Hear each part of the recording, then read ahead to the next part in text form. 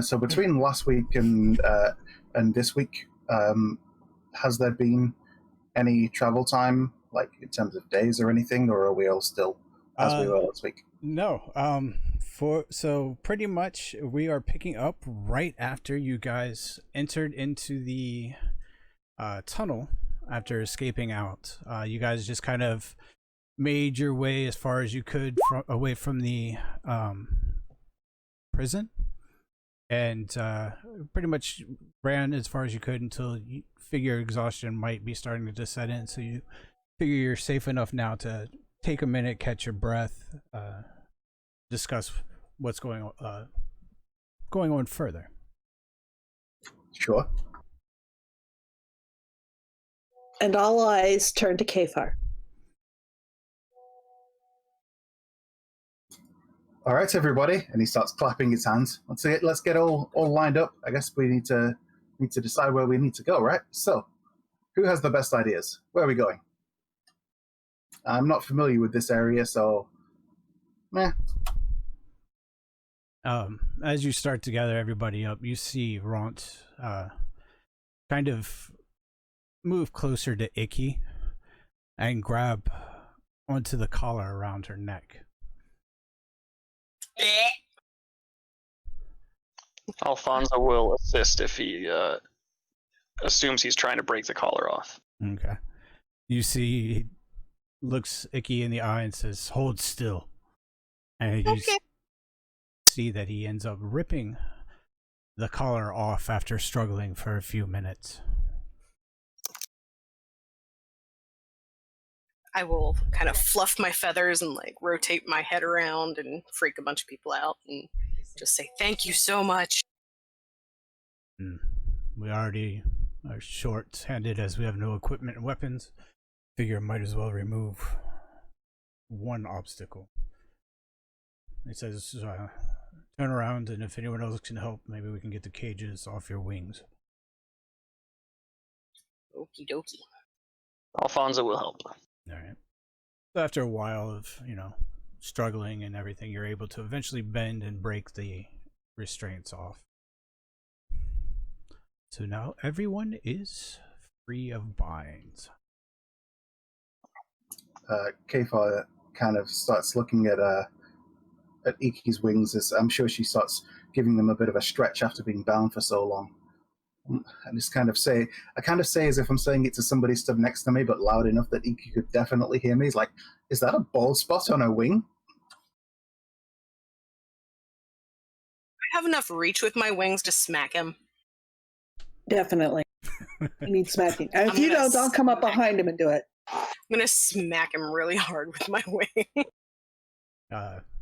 Unfortunately, no. Actually, you guys are in an area that is very dimly illuminated with the fungus and stuff that is around. So it's not completely dark, but you guys do notice that it is still troublesome to see for those that don't have dark vision. But I can still somewhat see, right? Yes. From the collar and the wing cages, is there any kind of like scrap metal or anything that might be dense enough to be used as an improvised weapon? You do think, looking at it, that you could probably fashion something that could act as a small dagger or like a shiv or something. Okay, yeah, I'll gather up whatever kind of pieces of anything I can that I think will be able to be turned into like a club or a dagger or something pokey. Pokey pokey.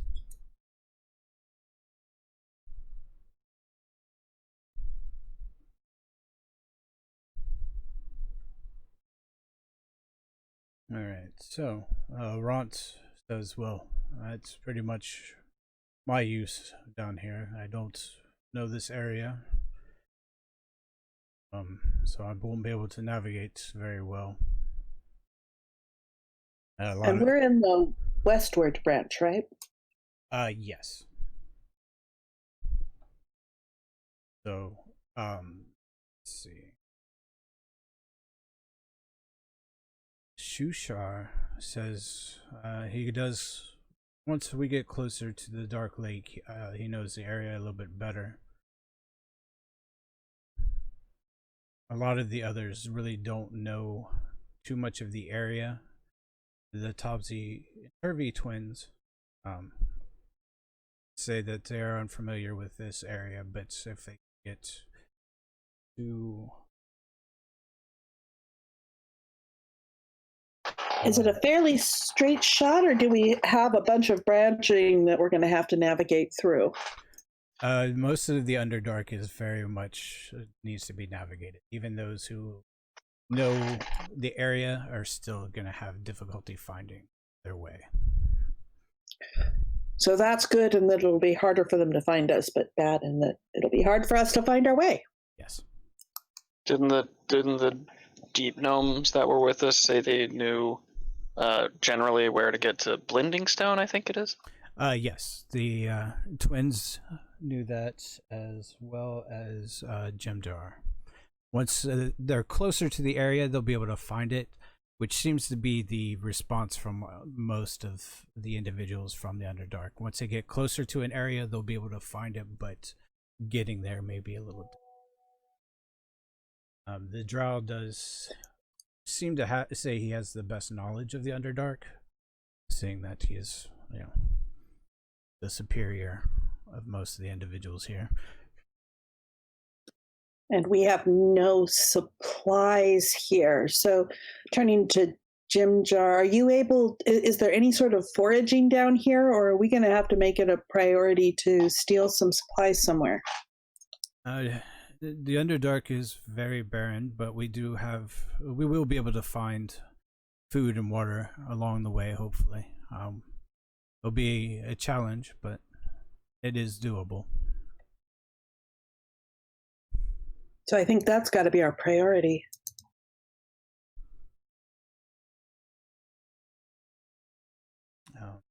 Edith speaks up and says, I'm pretty good at finding stuff. I've been fairly lucky whenever I was searching down here, so I can definitely help with searching for food and water.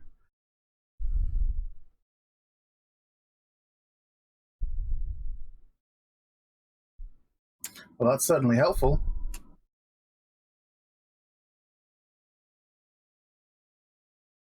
So, Jem'Jar, tell me about this place. What is there to do? What would you do on a free evening?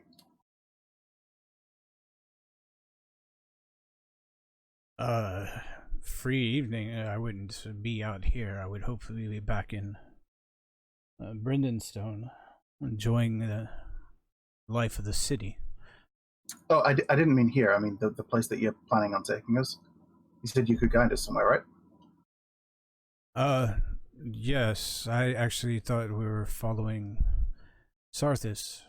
He was going to lead us towards the Dark Lake, I thought. Get closer towards where Stool could get home. And a few others. Okay. Okay. But tell me about your place. What's it like? What would you do on a free evening in Blendenstone? Well, I mostly would spend time down at the tavern, gambling and swindling those out of as much coin as possible. That sounds like somewhere I'd like to be. Okay, everybody, we are going to Blendenstone. If you all need to go to the bathroom, go now. Can I heal Alfonzo? If you have means to heal him, yeah. Like, am I able to use magic, or are we completely still incapacitated in that sense? No. As soon as the collar was broken off of you, you felt the magical ability come back to you. Okay, I'm going to cast Cure Wounds on Alfonzo. Before you do that, if he notices you approaching him or intending to cast a spell, he'll just kind of wave it off and point at Ront and Alton, and just they need it more. I can make do. Okay, so then I'm going to cast Cure Wounds on Alton. It's okay. I'll take care of Rump, and I'll walk over and give him a pat on the shoulder as warmth spreads through his torso and limbs.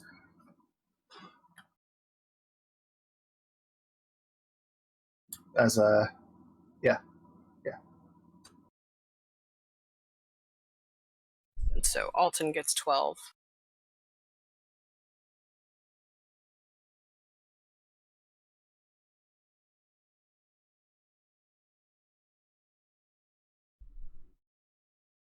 So I don't have like a second wind macro, so I'm just gonna do a R1d10 plus 1 for second wind for recovery. All right. Nailed it. You actually add your fighter level to it, so wouldn't it be 2? Or are you 1-on-1? I'm 1-1. Oh, okay.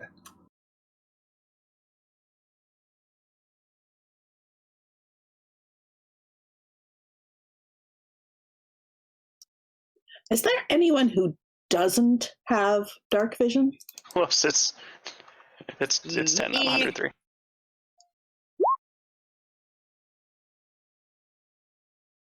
I do not have dark vision. Oh, I think you just reset us all. How did that happen? He didn't click anything. Except for Raunt is... Alright, so I'm at 10.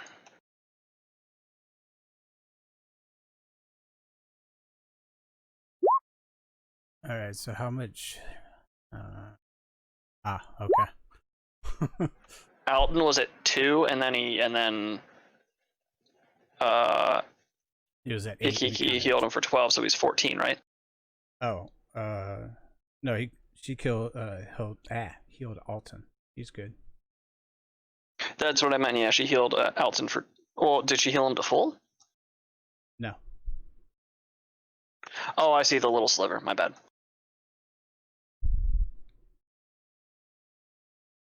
So max roll on cure wounds feels good. Rod looks at you kind of confused. Says, "I feel warm." Yep, that's the healing magic working through. Don't worry, you'll be fine. Okay. I'm just gonna look at Ront and be like, "It's okay, I've got you."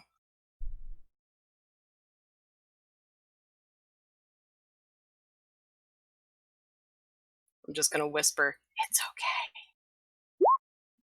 He just kind of gives a confused look to everyone. He heals for 5. So touching Bree on the shoulder, Imeávie leans forward and quietly says, "Are you able to see in the dark?" Who was that to? Sorry.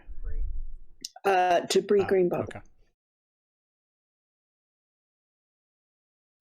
Seeing some of Ront's wounds close up after Ikkiki cast that spell, I'm like, see, healing magic did its job.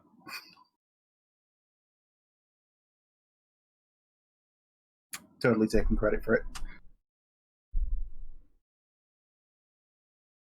So, looks like everyone but the Greenbottle and Ikkiki have dark. That's what I was thinking, yeah.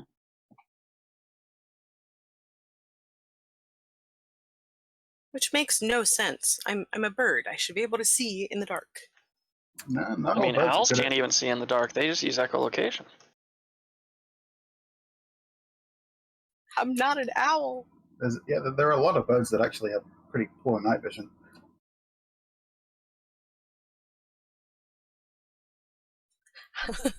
It's an eagle. So, you guys are a good, decent, probably about what you feel like was about 8 hours away from the imprisonment. So if you guys, you feel you can try to push on further into the Underdark, or this may be a good time to rest? Oh, time for a rest, everybody. We need to make sure that we're not pushing too hard. Otherwise, well, we get ambushed while we're unprepared. What's the watch order? Let's see. Well, first watch, I think, should be the Drow and the bird. Second watch, the dwarf and the halflings can't see in the dark, right? So the two dwarves can take the second watch. Third watch can be the orc and the two dark gnomes. And that should be enough.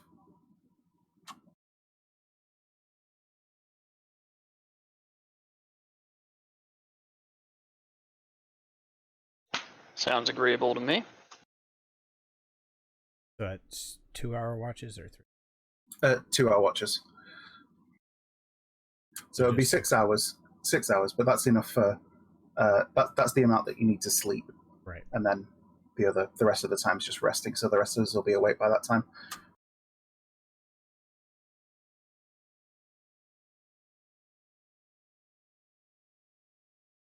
All right.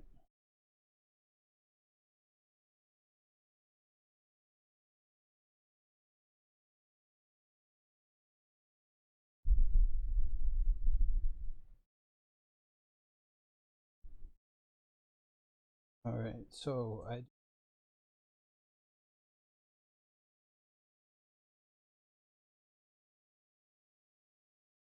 everyone do. Actually, never mind. It's be the day one. You guys aren't going to have any problem with it. And during the rest, Imeávie kind of gently moves folks around so that when we get up in our order, Ikkiki and the Greenbottles are closer to the middle of the group. Okay. So, like, move. I can't see names anymore. Ront and this must be Sereth. Sort of behind them and move the party kind of up is the simplest way to do it.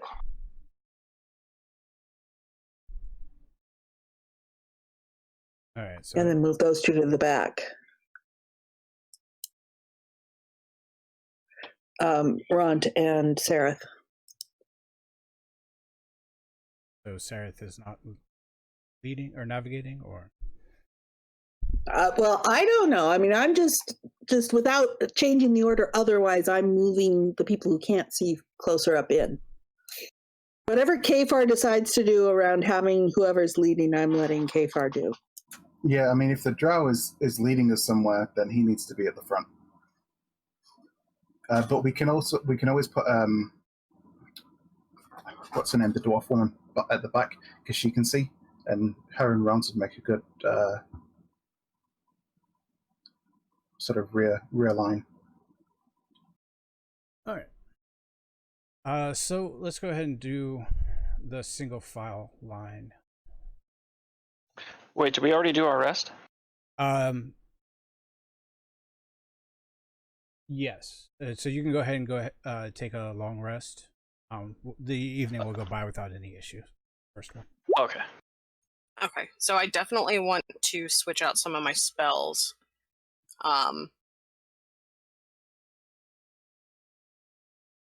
Yeah. So if you want to do that, go ahead.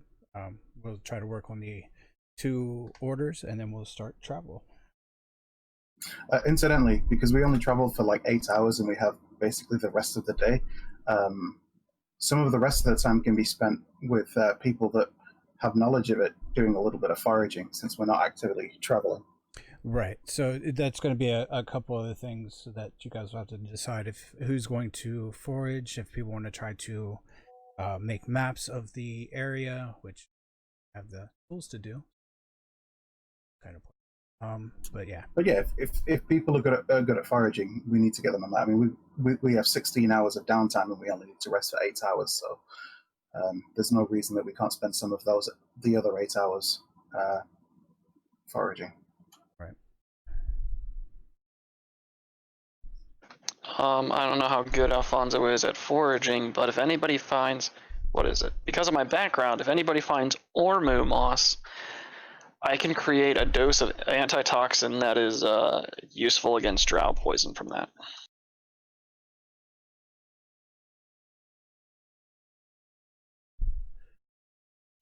And apparently I'm also good at spotting where ambushes could happen in the Underdark. All right. All right. Maybe I should be near the front. All right. So, with the Underdark, in the Underdark, travel is a little bit slower than on land. So a normal day's travel is actually only 6 hours. At a normal pace, you can try to go fast pace, make it 8 hours, or take a slow pace, which is 4 hours throughout the day. And there are advantages and disadvantages. No, we'll take the 6 hours. That's fine. I don't want to travel too slowly because we won't get anywhere. True. And then you also, the draw does remind everyone that's the remaining drow, whoever survived from the outpost, will probably try to pursue the captors as well. So they were, you guys were worth a lot of money to them. And Imeávie will make a habit of seemingly idly singing during rest breaks, and actually just about any time. You know, she'll keep a tune going, either a soothing one or an invigorating one, and using Song of Rest and Bardic Inspiration as needed.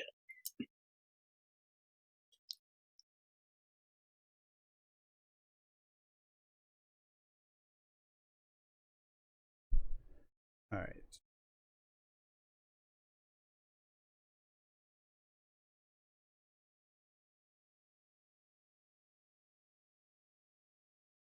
Alright, so the single file order, how do we want? Do we need to be in single file? I need a single file and a double. I would do single file essentially in the same order as the double file, with sort of a zipper move. Yeah, that sounds about right. Well, I mean, I should probably be at the front of the... Yeah, I think Alfonzo should be further up front anyway. Okay. I'll let... Realistically, we don't want Sprout at the front because he's no use to us up there. I'll let Sareth lead in single file since he's going to be a better navigator, but I should still be close to the front for trying to spot ambushes.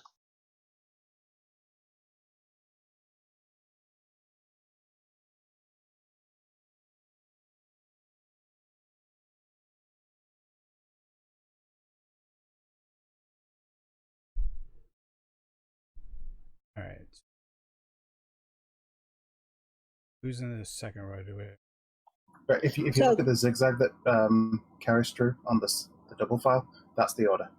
That looks good. Everybody's okay with that?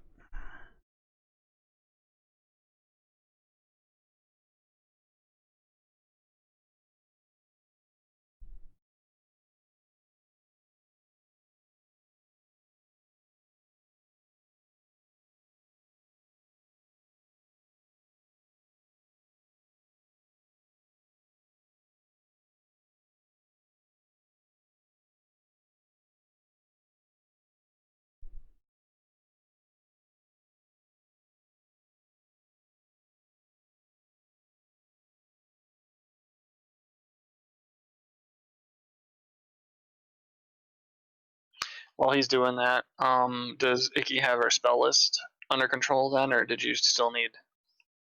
I'm still trying to work on it. You know how, like, I'm not going to choose spells for you, but does it make sense how you swap them out? I think, what's your wisdom modifier, +3?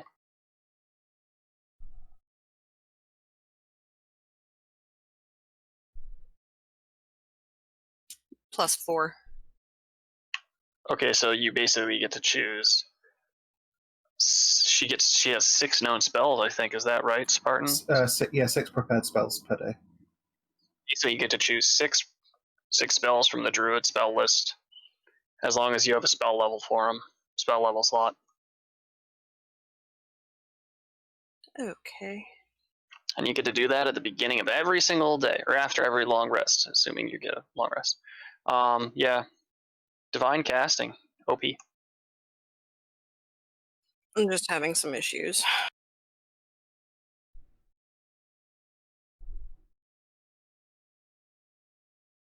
All right. All right. So those are locked in.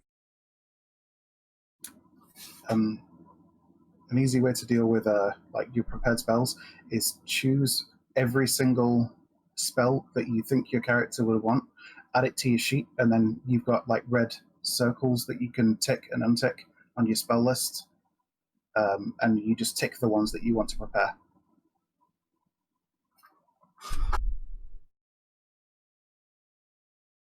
Okay, that would be awesome if my computer would cooperate.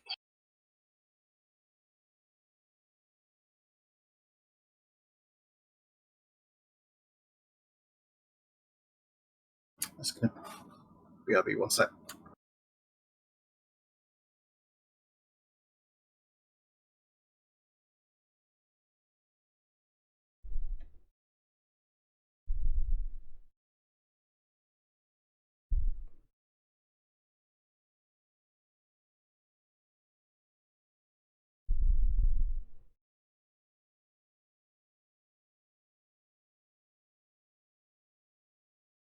Okay.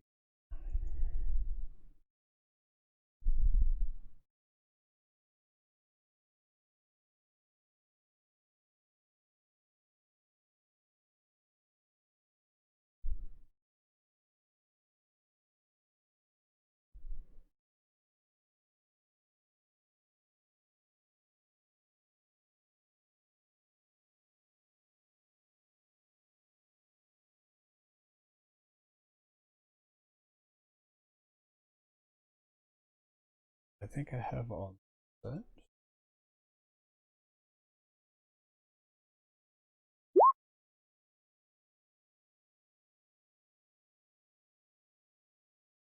All right, so you guys are all wake up, so ready to start the day.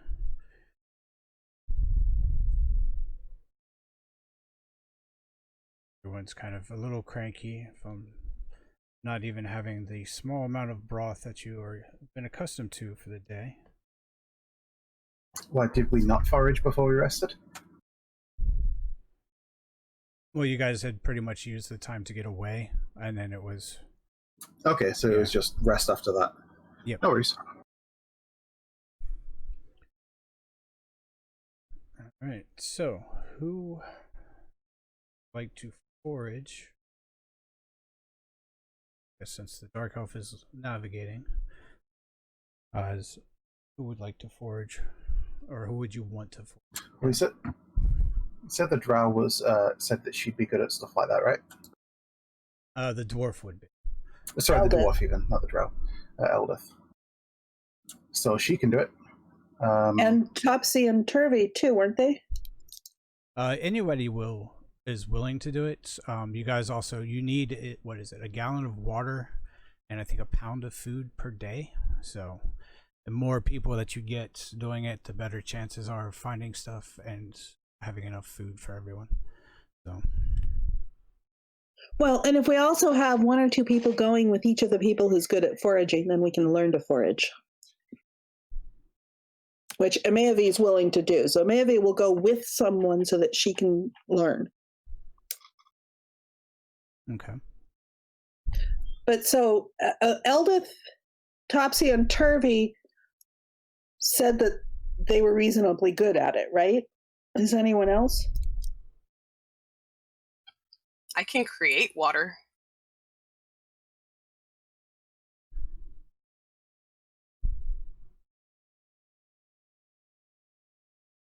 Your Outlander background? And then my background, I'm an Outlander, so that would probably come in handy. You have training in survival? Yeah, but foraging on the surface is quite different from foraging in the Underdark, I would think. I mean, it might be, but the skill's the same. Yeah.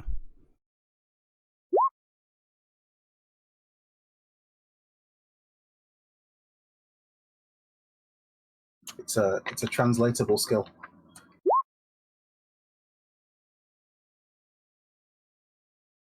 I'm just good with moss. That's my thing. Yeah, anybody with any ranks in survival would be good at foraging. All right. So you guys are going to start at a normal pace for the day? Or for the first part, I guess. Sounds good to me. Do you order it so then, oh great leader of ours? I mean, I don't order it, but if you wanna refer to me as a great leader, that's fine.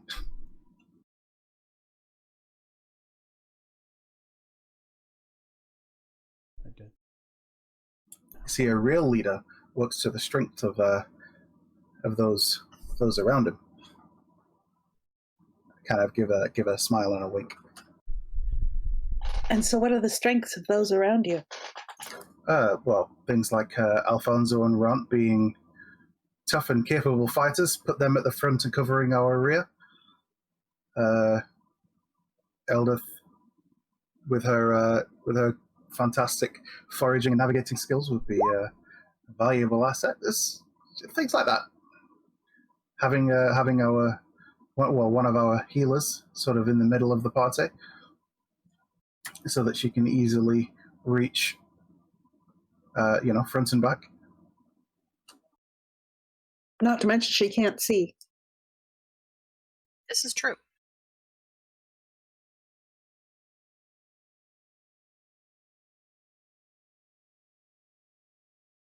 All right, so you guys start to head out through a bunch of the caverns, and most of the space that you guys are walking through seem to be pretty open. There are a couple of tight spots where you have to change into the different positions back and forth as you make your way.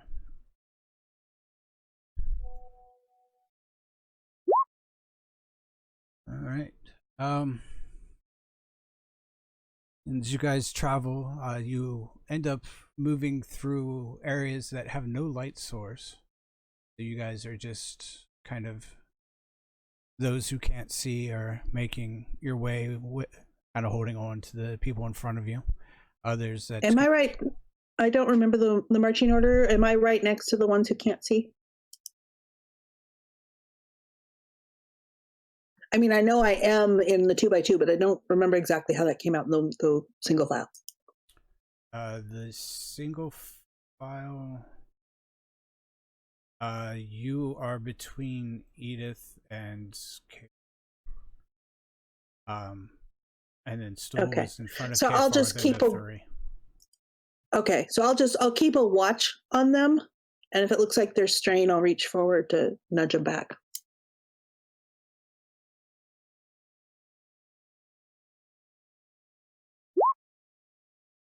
All right, so you guys start walking around as you go through.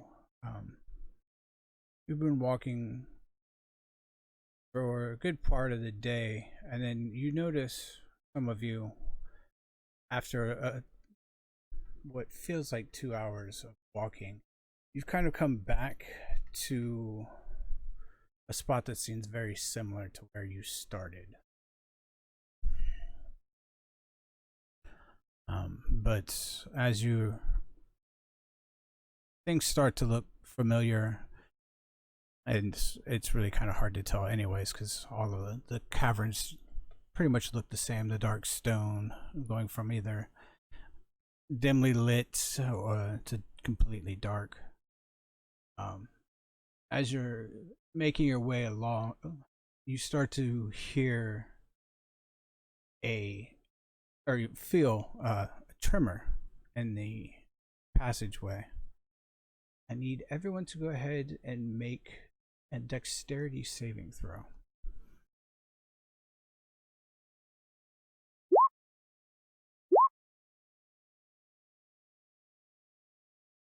Wow, Alfonso's on top of it. Ooh, so Ikkiki. Kayfar was definitely too busy keeping an eye on the rest of his troops. Ikkiki suspects he was more sidetracked with trying to count how many feathers he could rip out of my wings. I tried to make sure that you two were apart, so...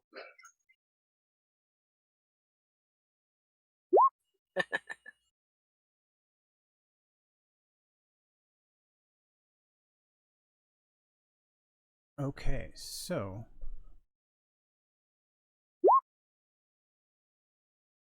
those of you that did not make it over 12, I need another dexterity attempt. Okay. I'm going to go ahead and use my Tides of Chaos in this one.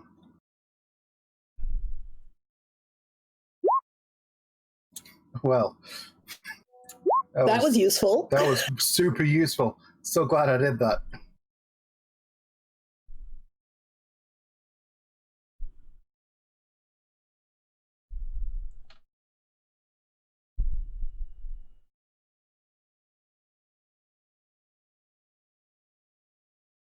Rolling for the NPCs that missed.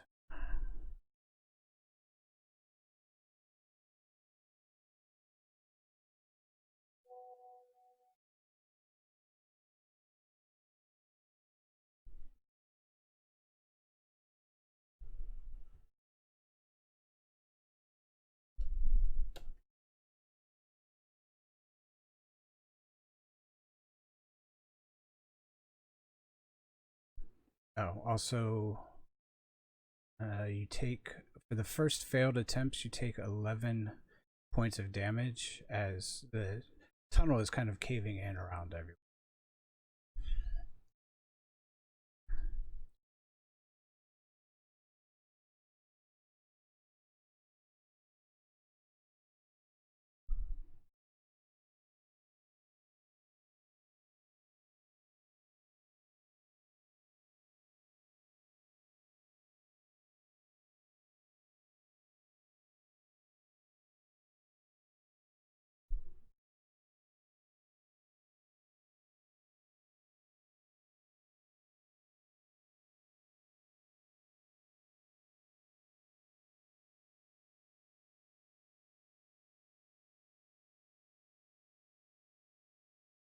Guy kicks back.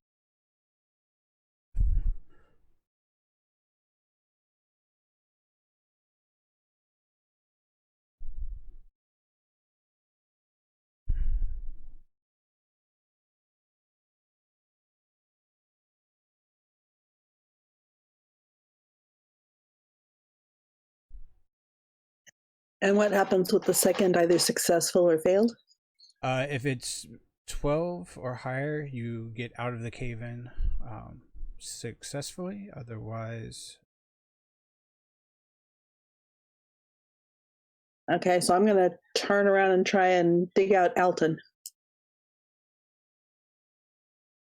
Oh, he still gets one more. Oh, that was still his first one? Okay. Yeah, so it's just another... Oh, well, even the second one.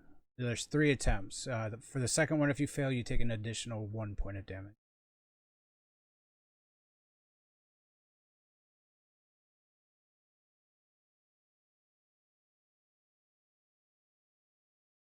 Yeah, but I'm still going to attempt to help Alton for the third one. You're too busy getting out, so there's no way to actually help, as it's all kind of happening all at once. Okay.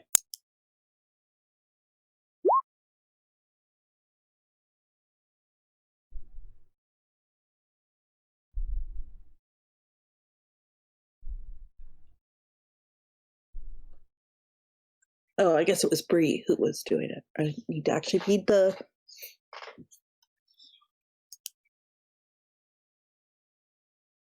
All right, so second attempt, you see Ront get buried.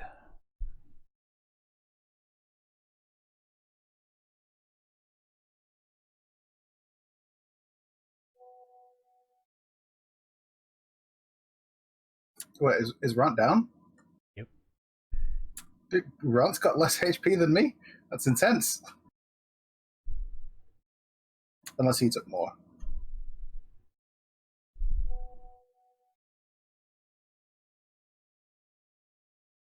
All right. In any case, I'm not really concerned about that. I have a bleeding head wound. I need to be dealt with immediately. I just start shouting, "Medic!"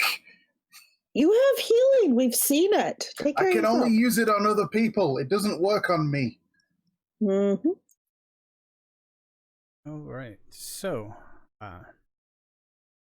after the kind of rock fall and the cave-in happening, you guys pretty much made it out unscathed, except Ront is kind of stuck underneath a bunch of rocks. You're not sure if he is alive or not. Well, I'm working on trying to dig towards him. Alfonzo will start to try and dig him out. All right. Is it dim light? Like, am I able to see or no? No, it is actually completely dark. So you have a light source. Would we have been able to, like with any sort of foraging, like pick up a stick or anything? Yeah, you could find stuff, or you could even have gathered up some of the moss that lights up, and have a little bit, like make a small dim lit torch. Yeah, I mean, I can light a torch. So if we can get some like sticks and stuff, and I can just light it. Okay. Yep, you can do that then. So I'll light it and just give it to Ikkiki.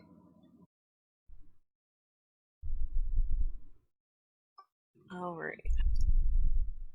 But as I'm giving it her, I walk towards her and start kind of waving it around in her face, and then I laugh and hand it to her.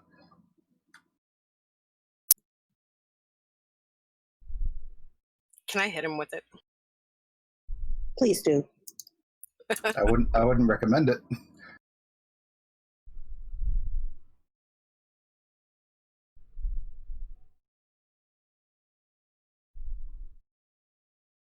All right. So you were able to move the rubble off of Ront and get everybody situated.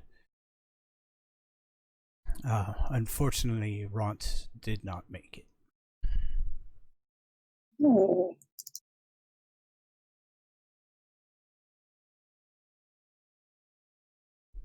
Okay.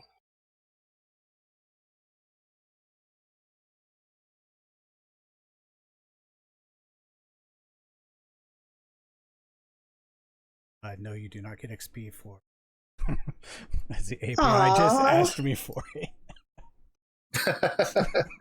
See, the API knows things. That's because we didn't kill him. But I mean, if we took out the rest of these guys,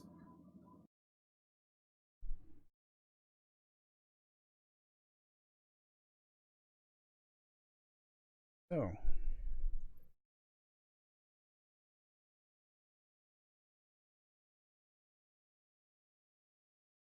Yes, back to the trail for you. Kayfar's still screaming for a medic. God damn it! Oh. Heal me. Yeah, we're getting right on that, you can tell.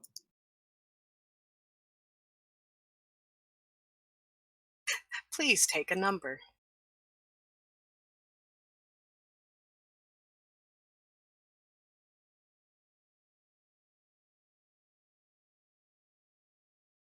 I'll remember this next time you need me to save you.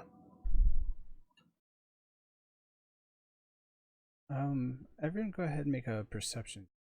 I don't like when he does that.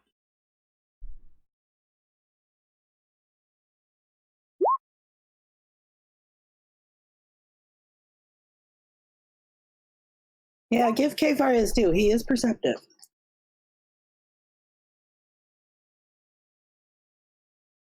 We're just going to say it's since I can't see. Yeah. Well, you have that dim lit now. Or the torch. Everything's fine. She has an actual torch. Yeah, a torch now. Alright, so Kayfar and Alfonzo, you hear something in the distance that seems to be the sound of armor and things moving in a very organized fashion.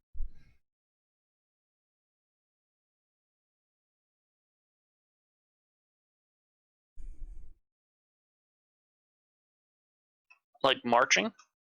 Yep.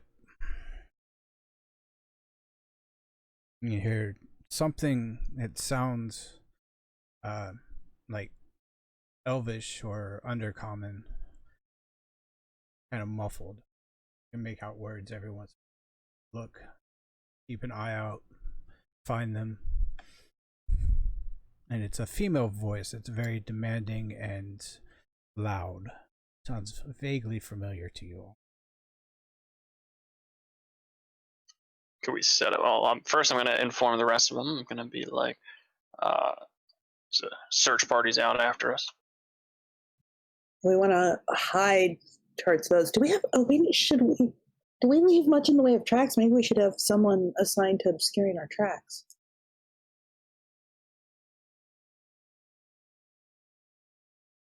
Right now, they're pretty obscured after the cave-in, so. That's a good point. But yes, that is a good idea, maybe for.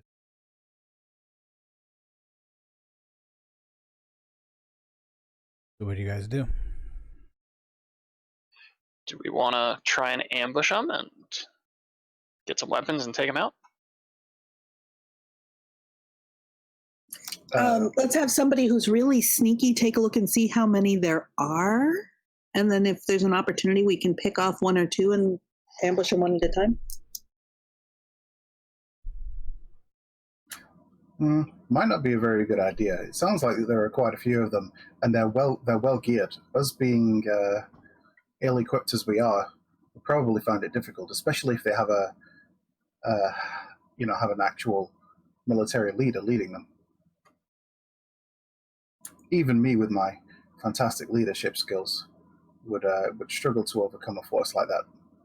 Not impossible, but very difficult. There would most certainly be a number of casualties.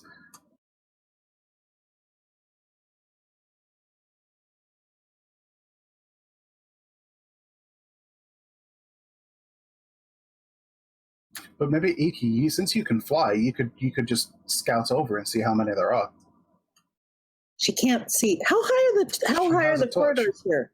I'm going to be a moving target flying over them with a torch. Yeah, that's got target written all over it. I think that's his point. It wouldn't really matter because they can see in the dark. Whether you have a torch or not is irrelevant. The ceilings vary from like 10 feet to where you can't see. Oh, wait. Fly up to the ceiling and see if there's another weak spot. We could cause another cave-in to land on them. Oh, I guess, yeah, for this area, it's probably about 15, 20 feet. Okay, and so yeah, have a look at the ceiling. Does it look like it's weak anywhere else? Could we potentially trigger another cave-in? Go ahead and give me a survival check, whoever wants to look. Okay, I'm going to ask the dwarf to check as well. I mean, dwarves and checking for structural integrity in caves, this should be all about that. Yeah, sure. Do you want me to check, or are you talking about either or whatever? Both of you. We've got two dwarves. Everybody that can should be making a check. But I'll make a survival check as well. I'll throw my hat into the ring. There it is.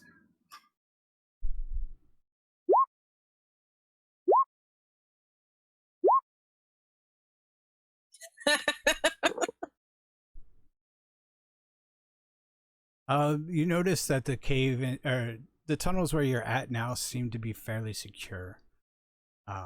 Seems like the weak structure collapsed in, but the rest of it's pretty good. Otherwise, it may have continued on. And there's not really anything that we could do at the minute to try and trigger another one.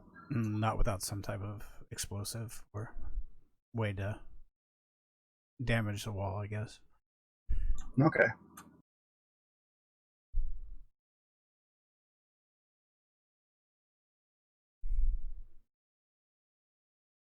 Also, on our journey, if anybody finds any mistletoe, or if you have any mistletoe, that'd be great. In the Underdark? I'm just throwing it out there.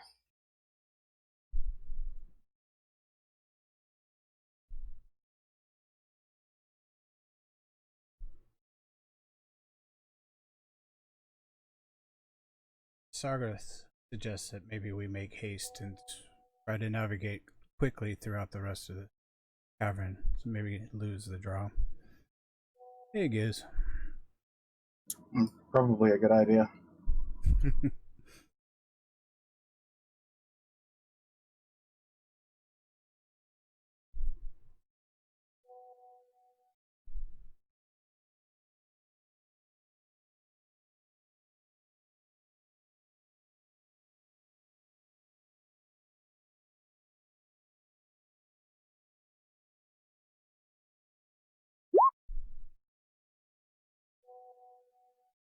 All right. So, he starts to lead you guys through some tunnels. Ends up getting into very tight quarters where you guys are pretty much in a single file marching order. Again, the only light source you have is the torch, the dark vision. But you are able to continue on for a while without any trouble, and you don't seem to hear Drow falling behind you anymore. So if everyone would be actually moving at a fast pace, you would not be able to forage.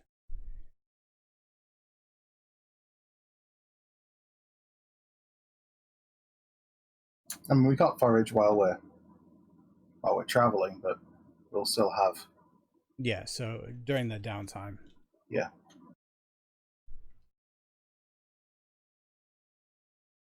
All right, so unless you guys want to attempt to push on even further, it's pretty much you've traveled enough to where you feel that it'd be best to take a break.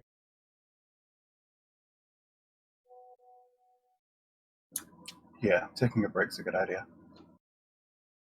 All right. So everyone search the area to attempt to find food. A shot. My survival skill's pretty decent. I'm still learning. Nailed it. No moss here. Are we taking another rest, or? Yeah, this would be like during the 2 hours, it'd be almost kind of like light duty, just searching around. And then you'll still be able to get your rest. I'm going to go ahead and do a hit die. And I'm doing Song of Rest, so that does what?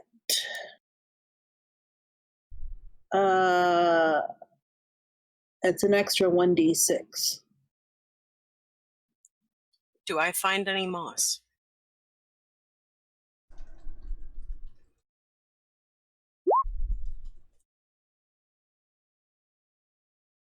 Or mistletoe?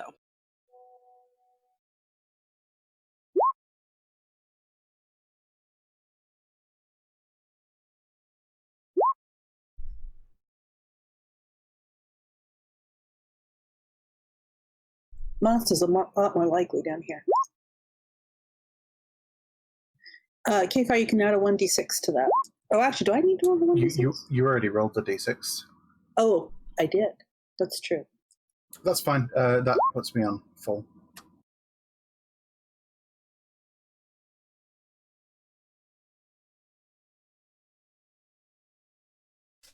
Testing the macro.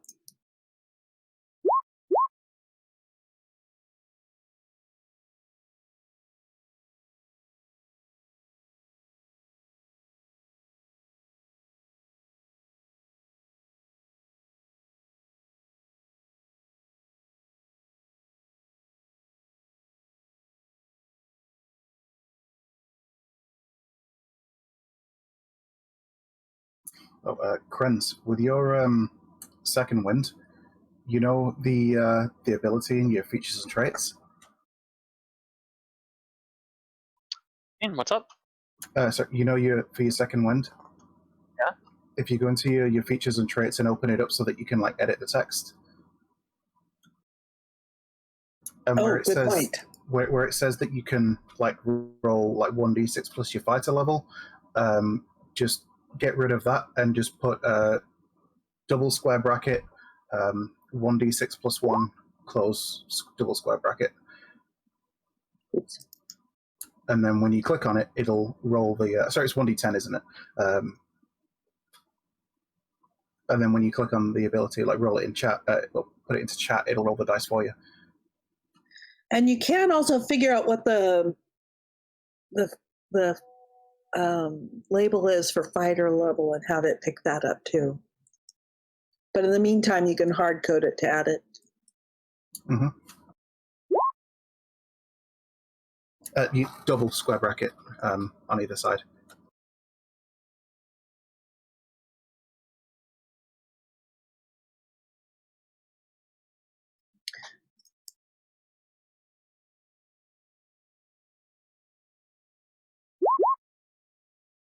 There you go.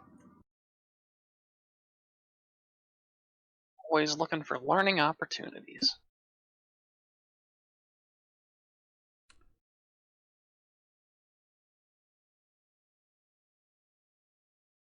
And it does a couple things. First of all, it does it, but then it also, if you just do it without saying, okay, I'm doing second wind, the DM has an easy way to tell the context of the roll. I'm looking up the results for...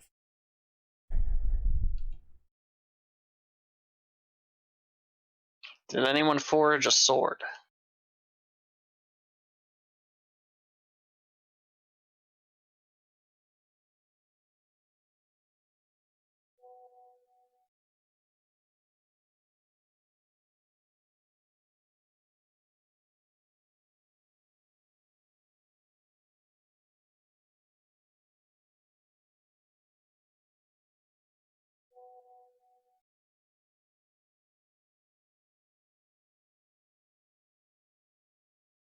Alright, so anybody who made a survival check higher than 15, you get to roll 1d6 plus a character's wisdom modifier to figure out how much food in pounds the character eat the roll for gallons of.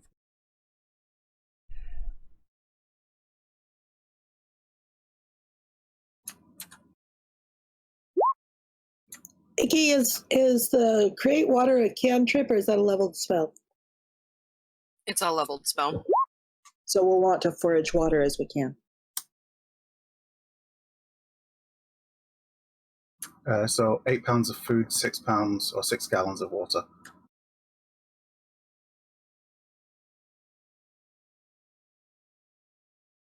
And we need 15 now that Ront's dead.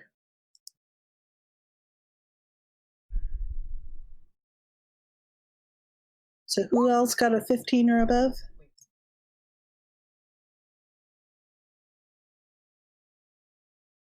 Eldith did. Yeah, Eldith.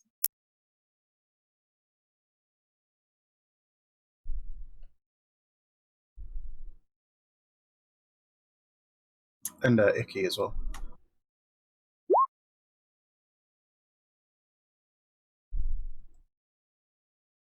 Took 1d64. Brilliant.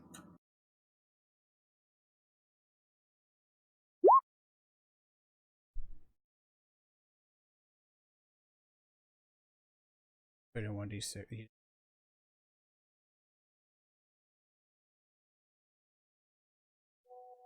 She found 2 pounds of food and 4 pounds of water.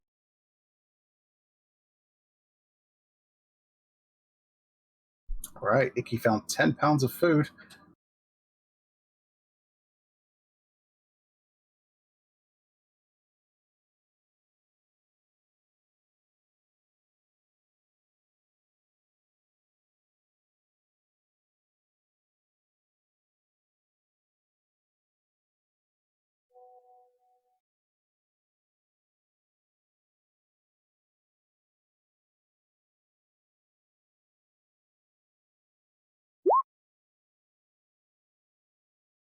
And 8 gallons of water. That's plenty. So it looks like everybody is perfectly fine.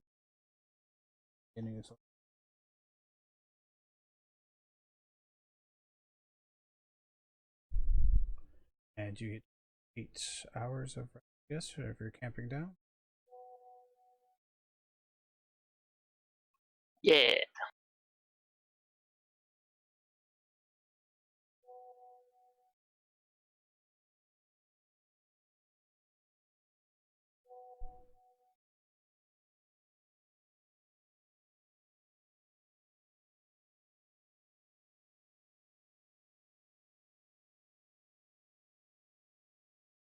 Right.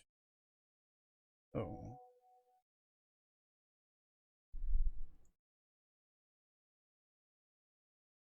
Another uneventful night. Actually, for the night encounters, I'm going to have you guys. Does somebody roll a d20? Alright, so no encounter. Alright. Set out for the next day. What pace do you guys want to set out?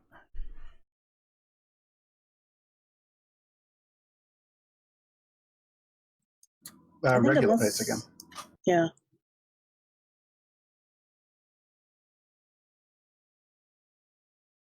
Alright.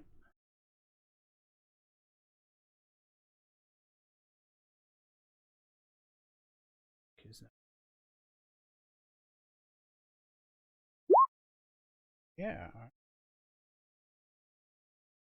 This dude sucks.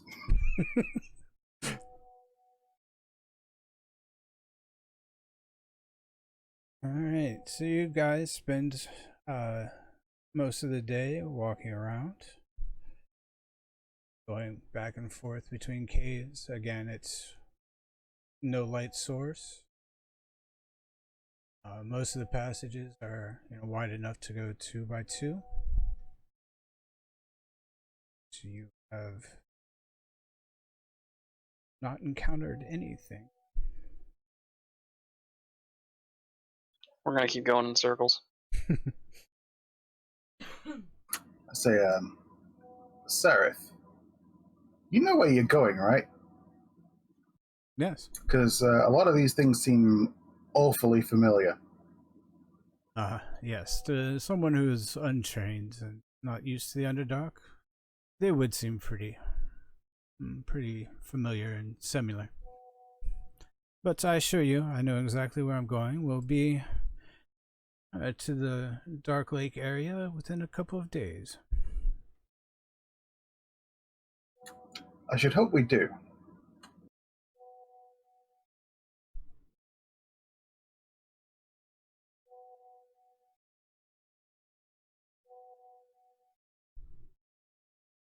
You see Shershar, and kind of seeing that a lot of people are uneasy. He just says, we should really stay calm, not panic. These travels do take some time. I do have a technique that might help give a little bit of relaxation. Just take 3 short breaths and 1 long exhale. And he continues to kind of repeat this as you guys are traveling along throughout the passage. Every once in a while, seem to kind of double back. Sargoth corrects the way he's going. Spend most of the day. Seems very uneventful.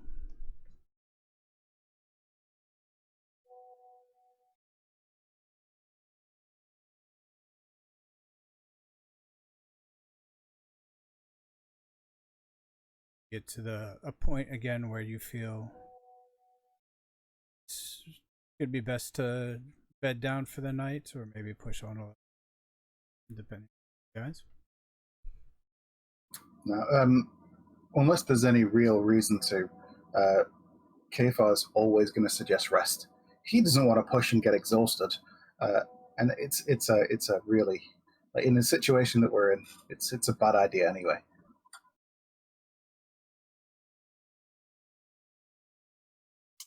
Not to mention the look of sweat stains doesn't suit you. This outfit doesn't show sweat stains, so I wouldn't worry too much about that. Besides, and I kind of just start dusting off my shoulders, and even though it's all ragged and torn, it's very clean.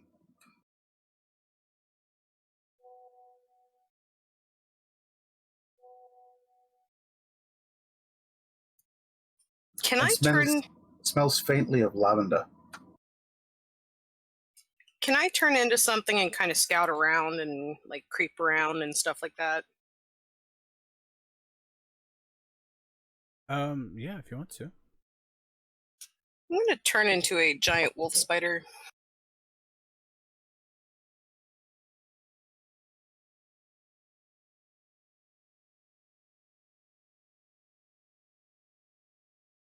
Ooh, I have blind sight for 10 feet and dark vision for 60 feet. Ooh, very handy.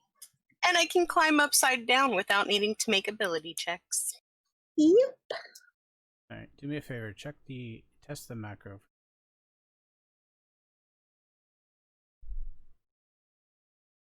And go ahead and give me a perception check.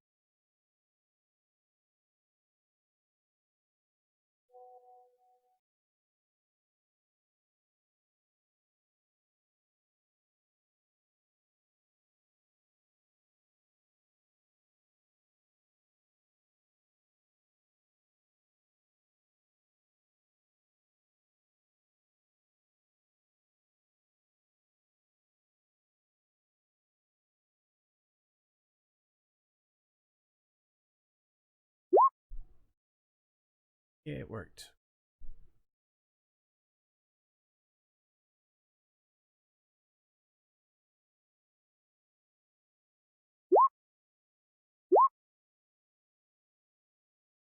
Alright, so what are you looking for?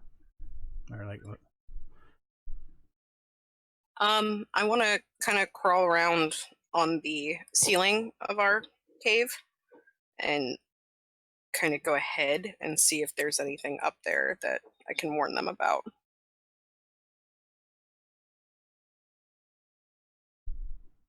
Also, how far away from the armory are we?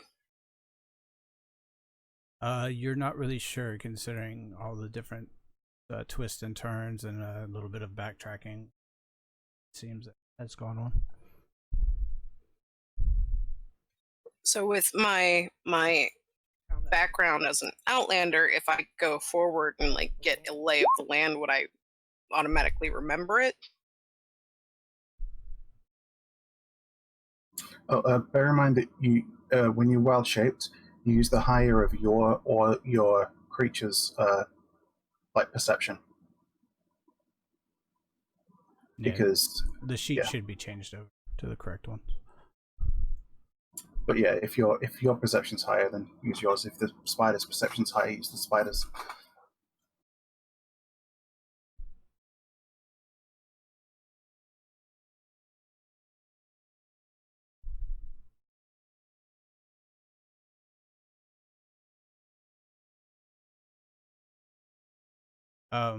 Like how far up do you want to go?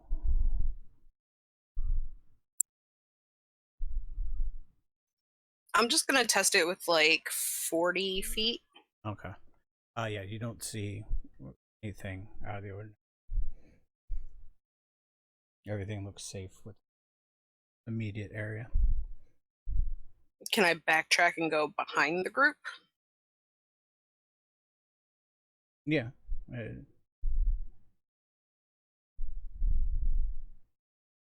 It's pretty much the same thing, going back where you came. Do I hear anything? No. Okay. And I can stay in wild shape for an hour, right? Yep.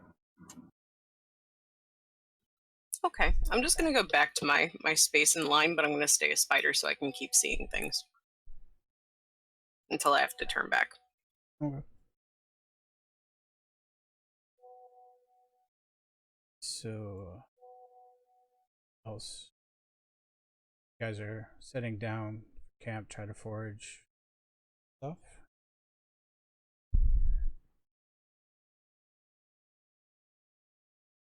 Yeah, get all the foragey people to go out and forage again. Let's see. Some people are still looking a little below full health. I'm gonna forage as a spider and see if I can find moss.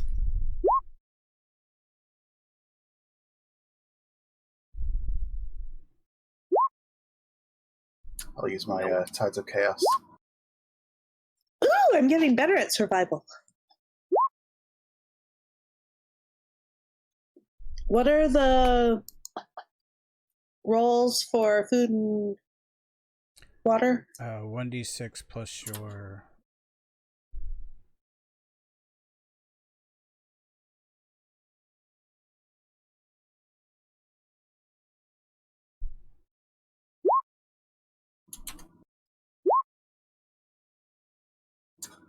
£5 of food, 4 gallons of water.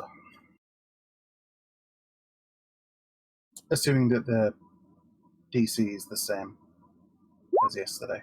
Yes, still 15. Wait, whatever. 1d6 plus what? Plus your wisdom modifier. Okay, so we have 11 of food so far and 8 of water. Do you not have a bonus to your wisdom? I do not. Okay.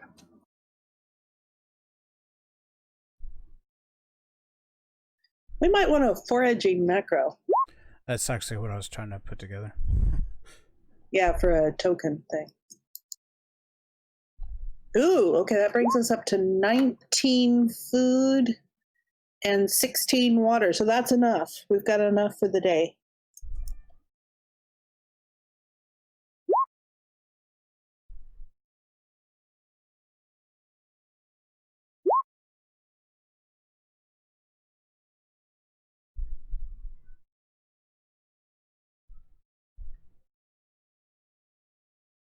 Are we able to carry excess?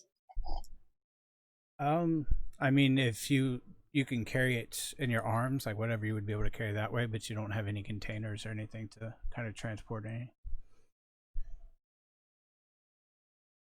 Okay, so we can't take excess water.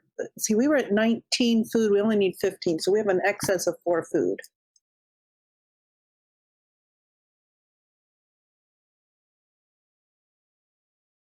And Ikkiki can create water if we need it.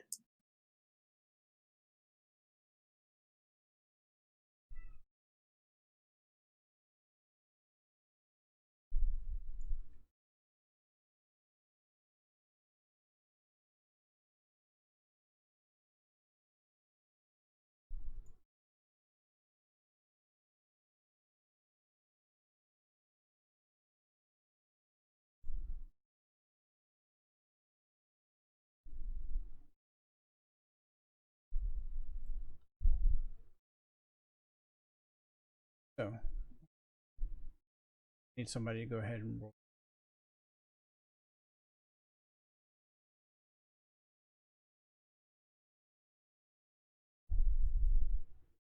D20.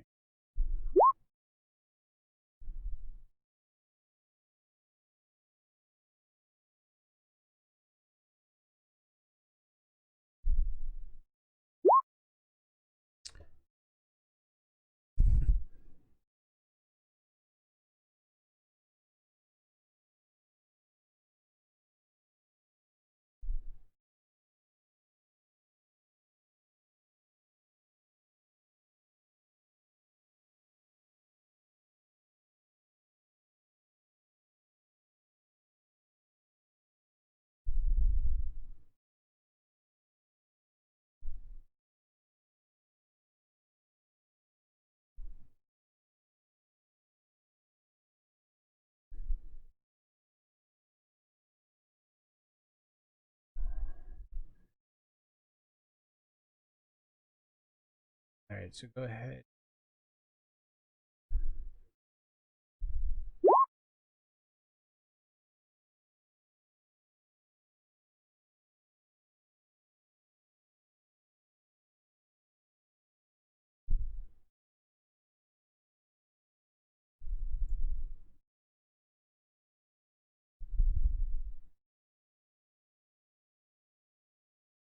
Oh, Okay. Oh, just thinking, Ikkiki, do you not have Goodberry? That's why I need mistletoe. Oh, you can't ritual cast it, can you? Nope.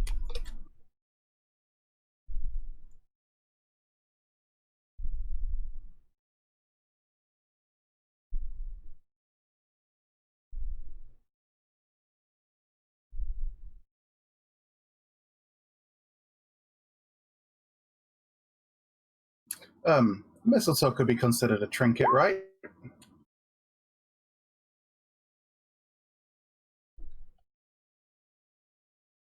I don't think since it's an organism, it falls. Well, it's not living when it's not. Like a rabbit's foot was a living organism, but it's a trinket.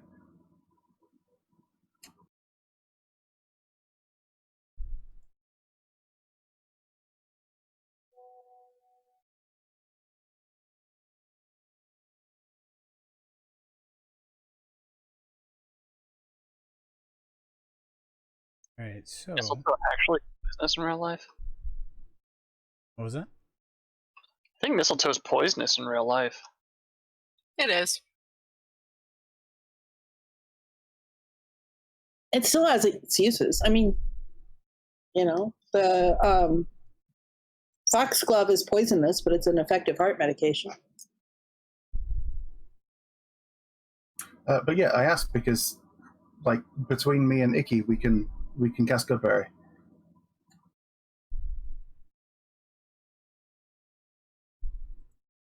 Since it doesn't have to be like a living bit, it's just a bit that you carry around with you.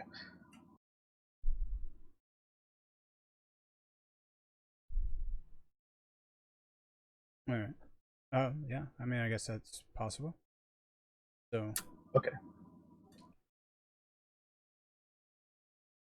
As you guys are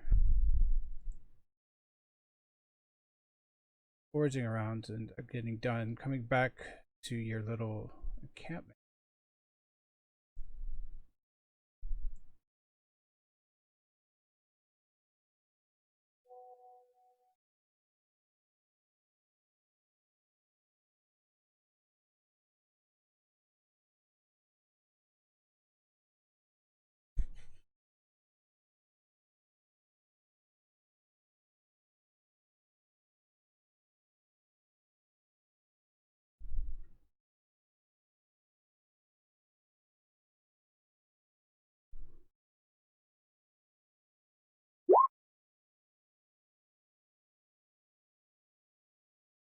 So, anyone have a passive perception higher than 7? 17. No. Nope. Nope. That's a high. Mine's 14.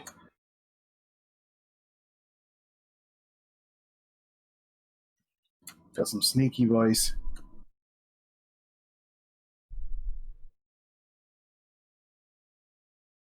All right. So.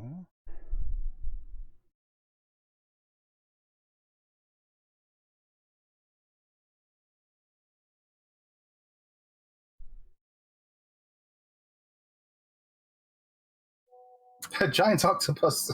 What? Ooh, I like the phosphorescent mushrooms. That's cute. That's a nice touch. All right. So. This is it, guys. This is how we die. It's been a good one.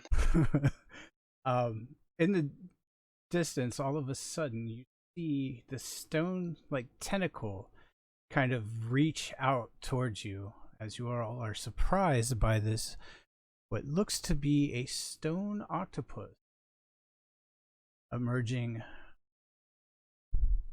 from the one of the offshoots of where you guys are at.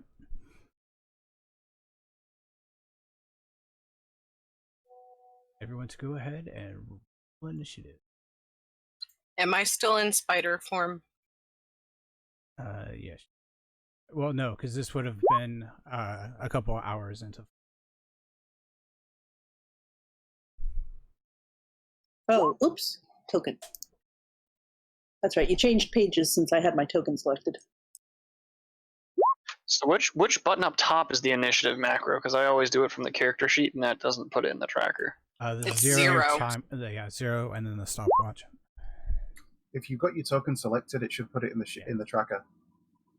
Yeah, you can still do it from the sheet as long as the things your token is.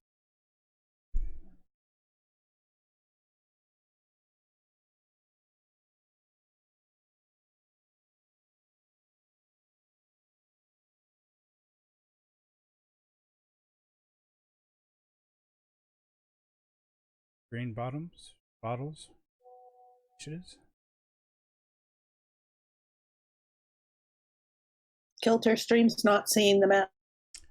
Get in there. Thank you. Should be fine now.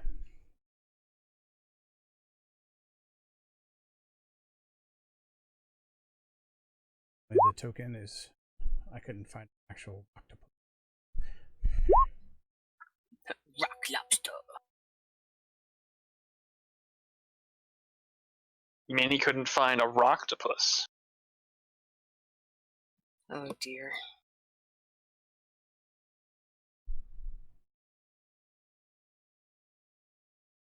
I think I have everybody selected.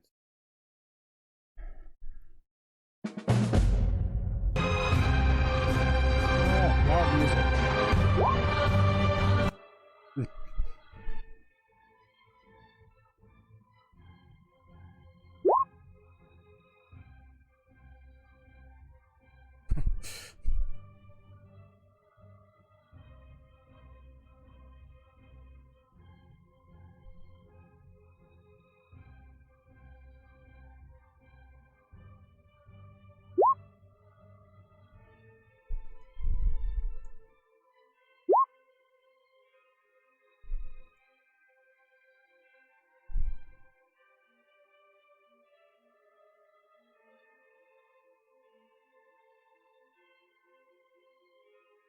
Back. Wow, he can't. Surprise. Everyone is surprised on the.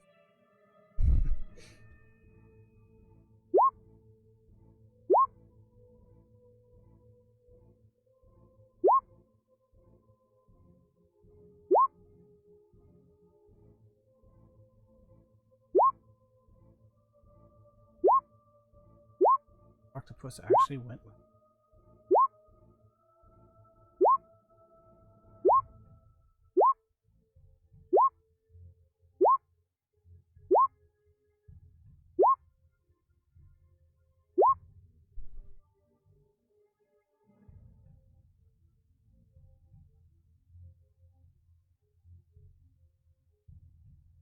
Alright, so you see it slowly start to make its way.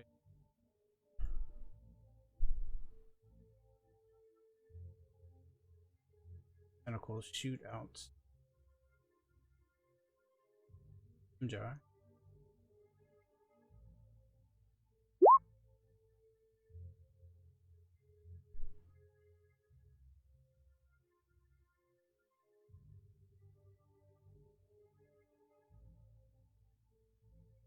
You see it, it is now grappled by the tentacle.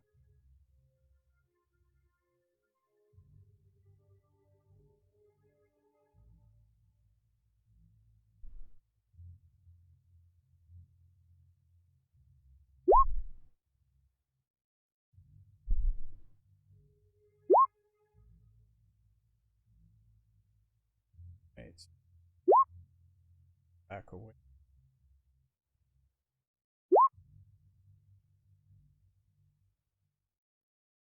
Ooh, kind of make a noise and do the same thing.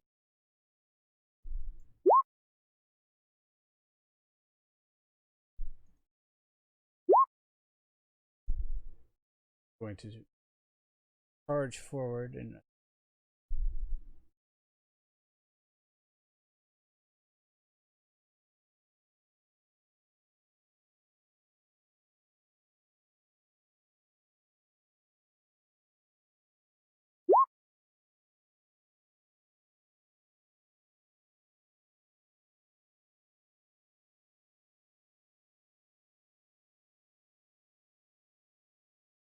You see, he runs up and bites at the octopus.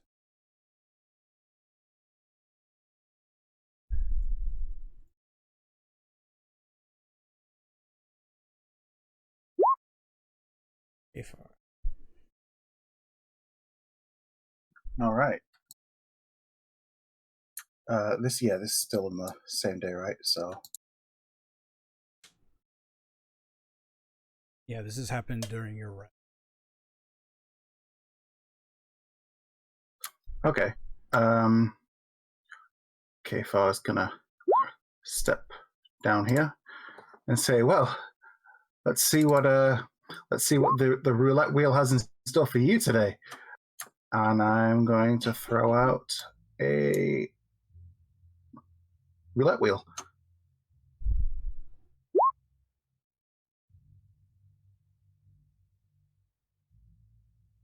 Oh, I don't have the text on the spell. Sorry, give me a second. I'll tell you what the damage type is. All right. It doesn't matter. He's not anything. Does hit. And it's fire damage.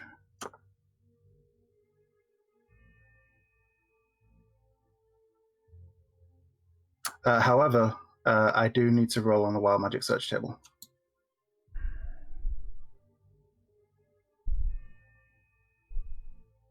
So let's see.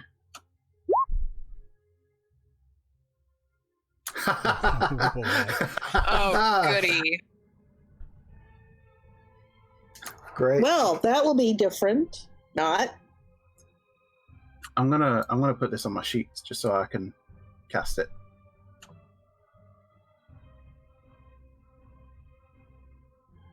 Yeah, you might want to go through the surge list and just add the spells that are. Yeah, I'll do that. Each creature in a 10-foot radius. So Ikkiki, Bree, and old dude over here. Wisdom saving throw. Does that include you too, where it's a wild magic surge? Yes, it does.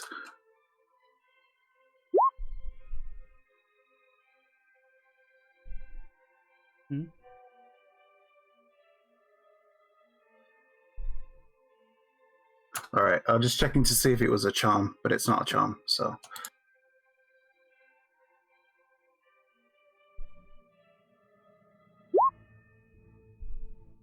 The DC is 14, by the way. But yeah, wisdom save, DC 14. So Bree and Ikkiki. Ooh, look at Ikki's wisdom. I'm smart.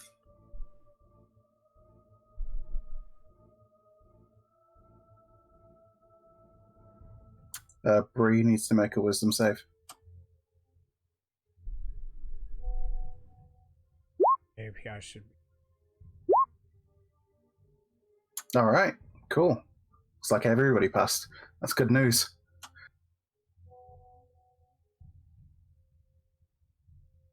Following that, I guess that's. Yeah, that'll be it for Kayfar's turn.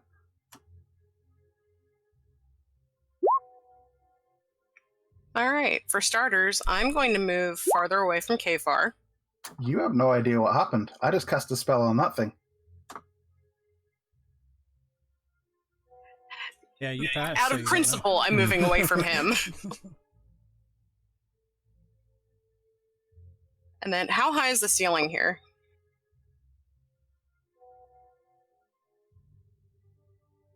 Uh, 25 feet. So theoretically, I could go like airborne about 8 or 9 feet.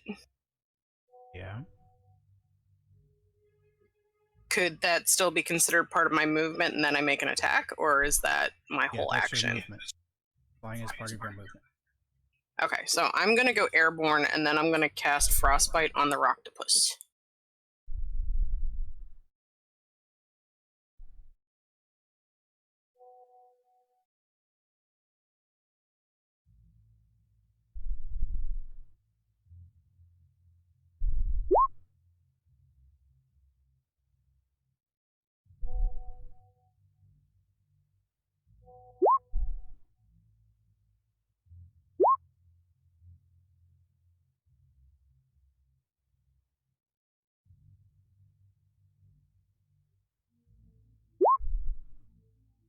Woohoo!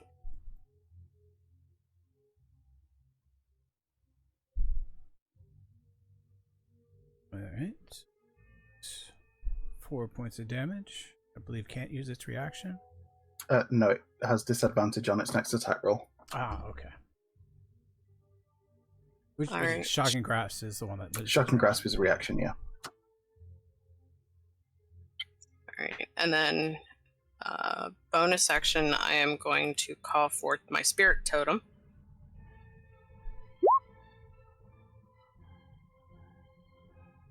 I don't know why that went through again.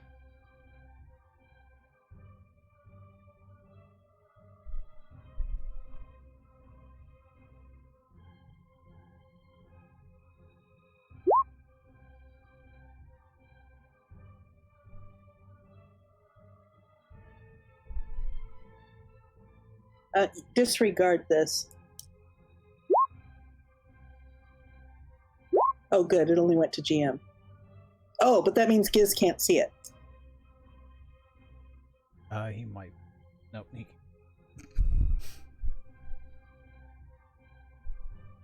Anyway, Giz, it works from D&D Beyond.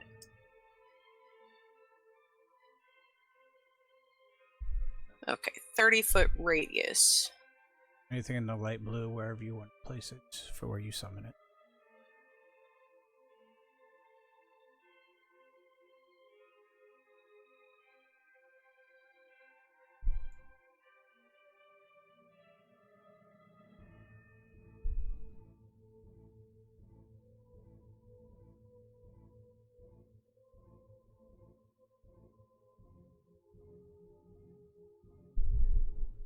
Alright, should be able to control it now.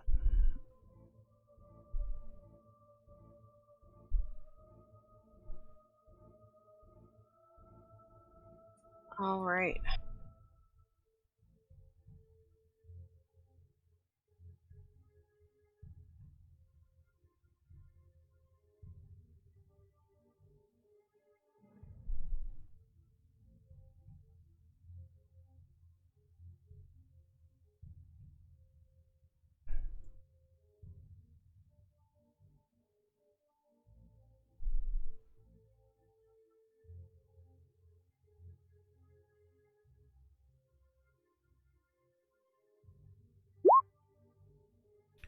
Alright. Shushar. Shushar just kind of sits down and starts to meditate.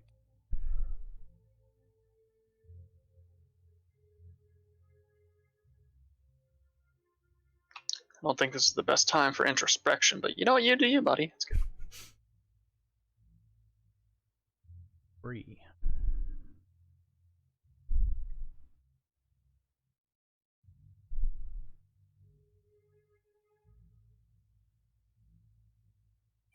So with this hawk spirit, all of our attack rolls get advantage, correct?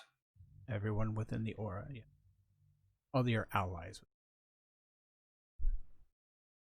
Yay, we all have advantage.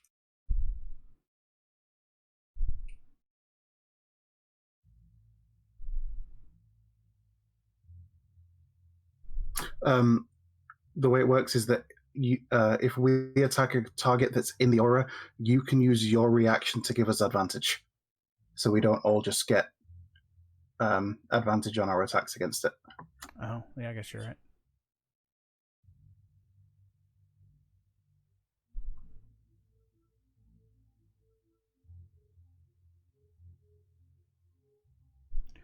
Bree, you're up.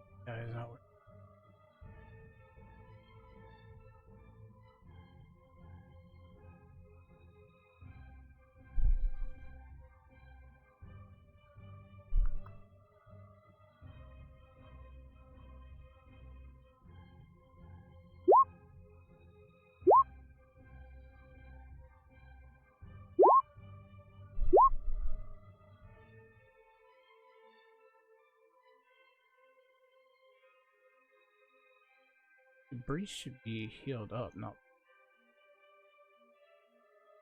I think we've had a long rest. Yeah, we've had a long rest since there were any adverse issues.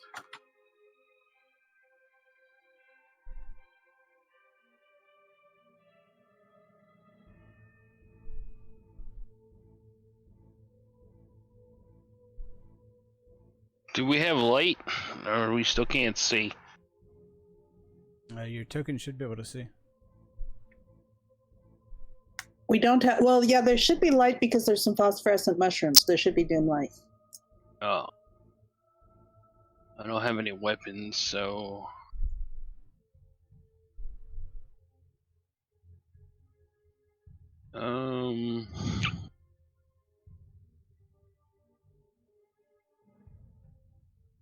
I guess she'll ready up for next time. See what I'll do after that. I don't know what to do. Didn't one of your start with a item that could be used as a dagger? I think that was... That wasn't her. That was the other one. Okay. Yeah. That was the other one. Okay.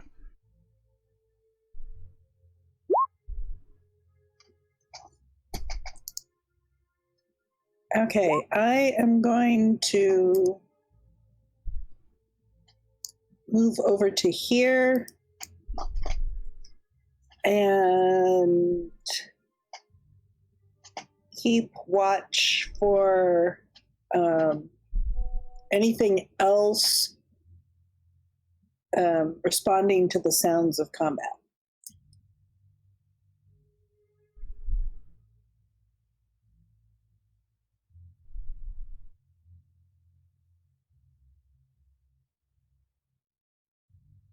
Do you want perception with that? Yes. It's a shame you weren't one square further in. She does get advantage on perception checks. She's outside of your aura. I'm outside.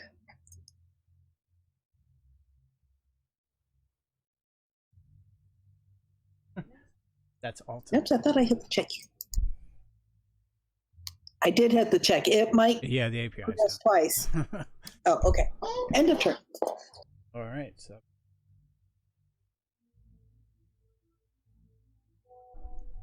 Dash forward.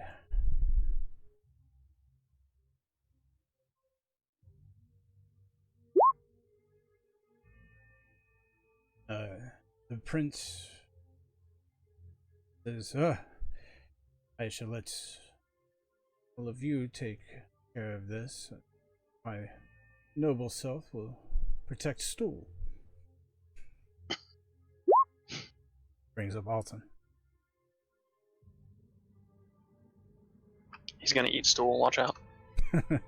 I'll eat him if he eats Stool. Kayfar was going to say, just make sure that you don't eat him. A solid second choice.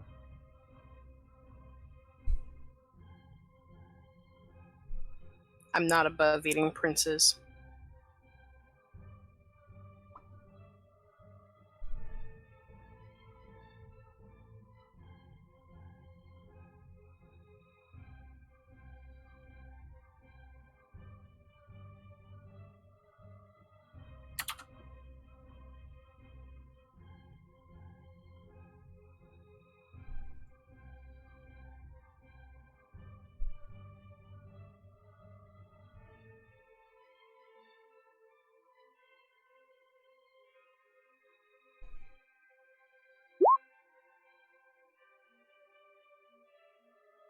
Does connect.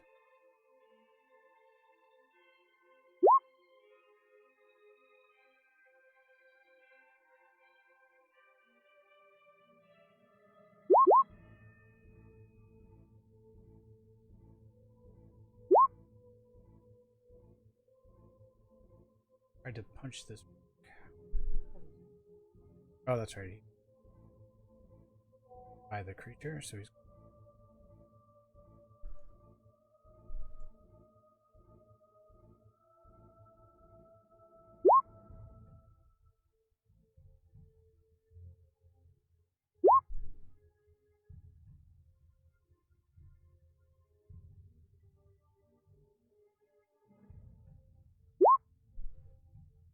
He breaks free.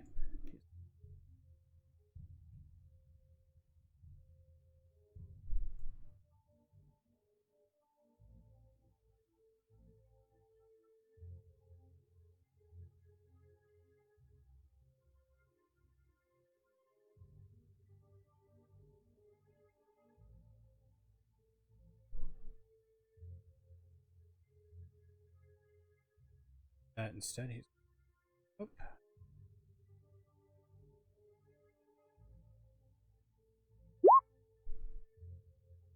See the dark elf scream as he runs towards her. And punches it.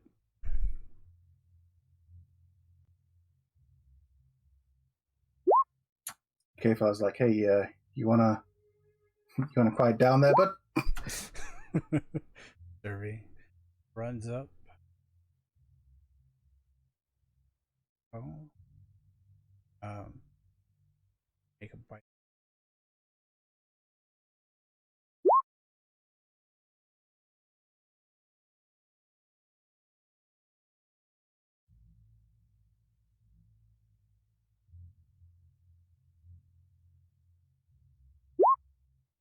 And miss.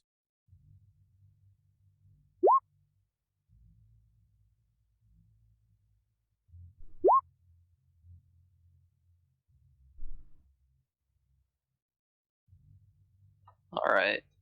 Alfonzo is going to run right up over here. He's going to dig his nails into his chest as hard as he can and just rip it across his chest, causing himself to bleed, and he's going to start raging. He's gonna punch a rock.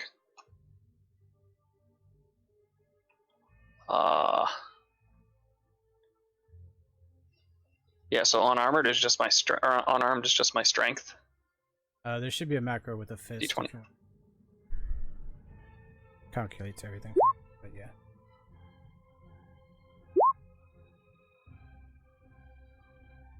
And that Do I get a bonus for raging though? No, I think that just is to your strength. Or to the attack. No, if he's raging, then he'll get his. I get an additional rage damage. Yeah. Oh right. Okay, so 6. Yeah. 6. Yep, that's good. And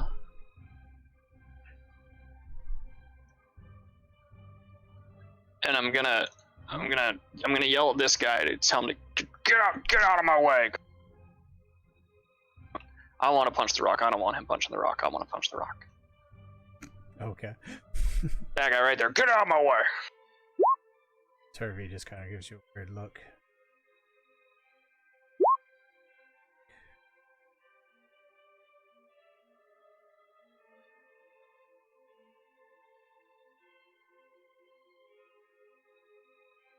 Excellent.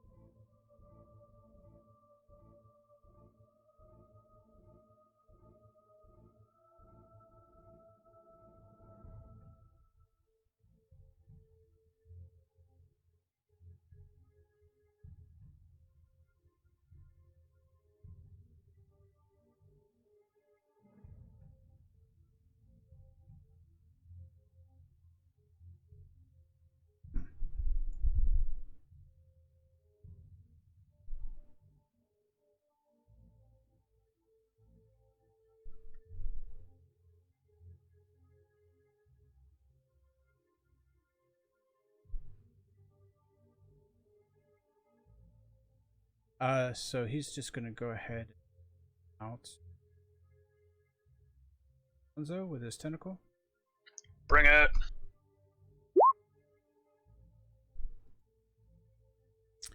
Yeah, alright, so you see he kind of one of the tentacles swings around and you're able to duck out of the way as it hits the stone wall next.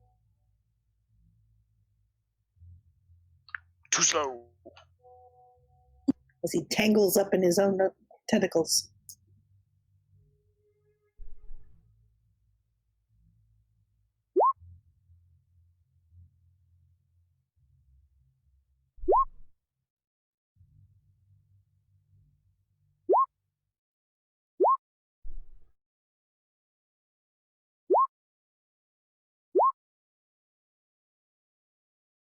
Right.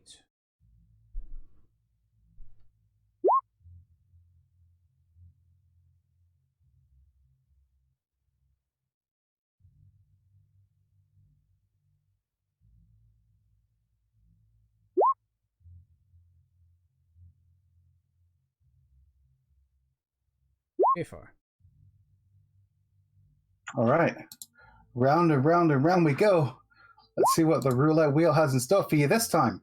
And I will use Tides of Chaos to give myself advantage on the attack and throw the roulette wheel out at him again.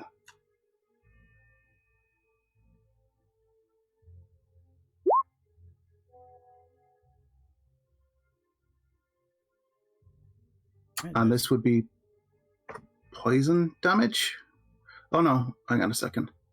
It's the D8. 5. So lightning. Yep, lightning.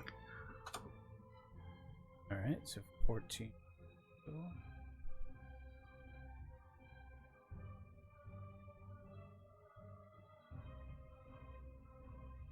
And see the creature kind of shudder as it falls to the ground.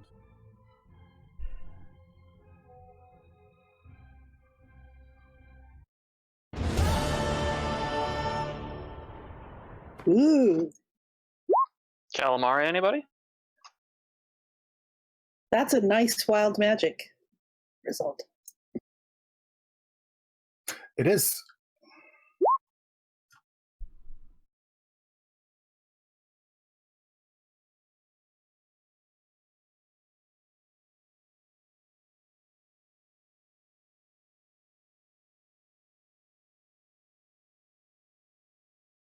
I was going to do it before, but I ended up forgetting to say it, so I guess I'll do it after, and I don't get the benefit of that. But yeah, sorcery point to regain spell slot.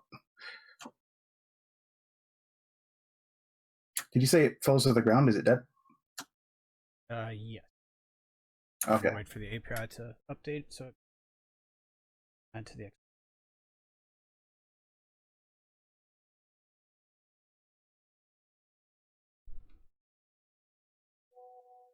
There we go.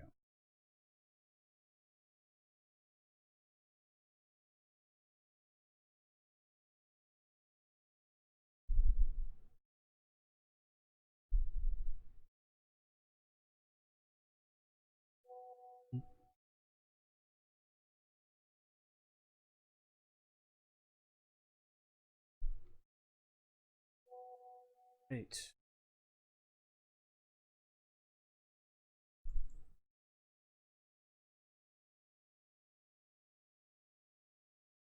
I should be able to use it. That was a large.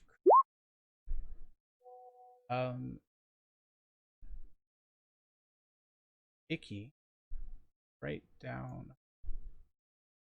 Giant rock. Rock lobster. Rock lobster. octopus. Ooh, yeah, because it's now in her. She's been exposed to it. She can turn into one. Yep, it is a large beast.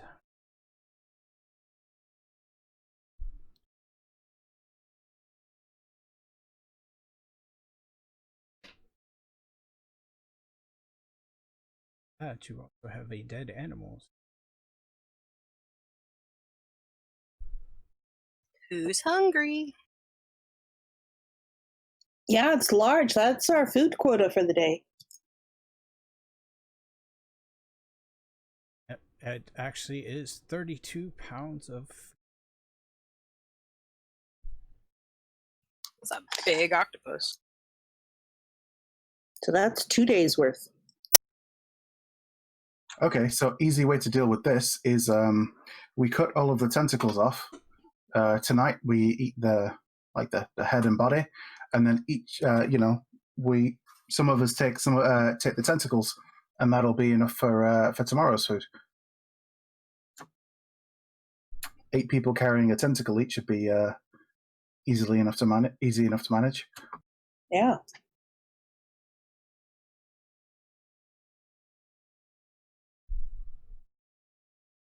Are there any bones or anything of this that could be fashioned into a weapon? They do have a pretty sharp beak. No, not really. Not without taking a lot of downtime to actually forge a weapon out of it. The bones would need to be manipulated a little bit too much to do that. Okay, fair enough.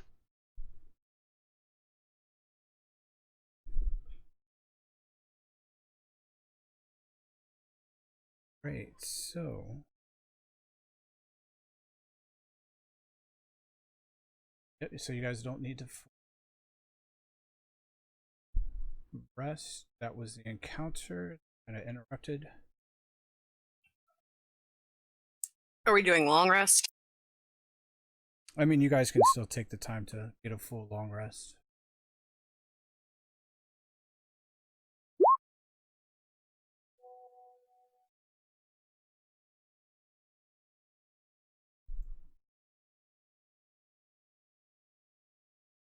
Unless you guys only want to use the short rest. So you took a long rest and next day. Next day it is. Still going at normal pace then, I take it?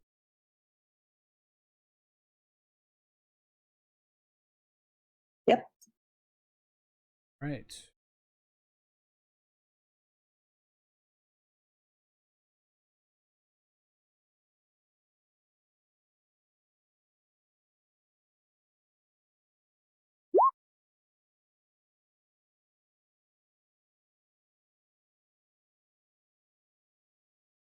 All right, so you guys travel for most of the day, making your way time through some very large areas. Most of the time, it's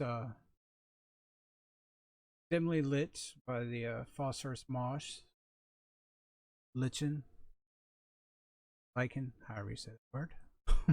Lichen. You say lichen, I think werewolves. It's just me. Lichen is fungus. And again, another uneventful day. Encounter. I thought it was like a moss. It's not a fungus. I think it is. But I mean, I don't know. Oh, it is It's a multiple material. fungal species in a mutualistic relationship. Yeah, that. So it's fungus. I don't know. It's not like stool. He's a fungus. I'm gonna hit you. Yeah, Stool's pretty boring. He hasn't done anything. But yeah, I mean, It's a symbiotic organism that is both a fungus and an algae. We're a science stream now. I hope everyone's ready. always Bring good to it learn something. on. All right, so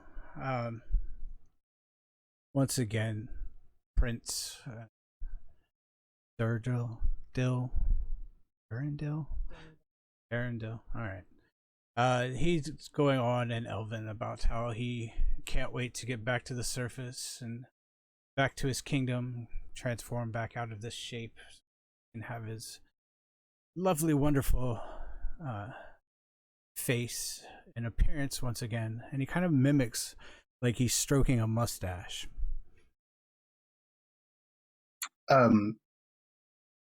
Kayfar will say, I've heard a lot of people say things like that over the years, and whenever they go on about how they can't wait to get home to their loved ones and this, that, and the other, chances are they're not going to make it. There's always something that happens.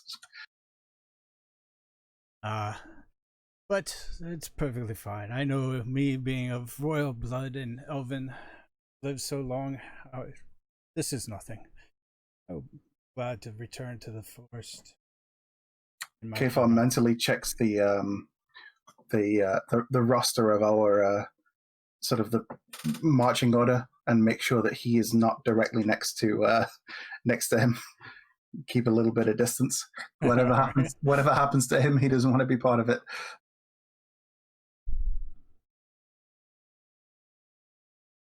Right.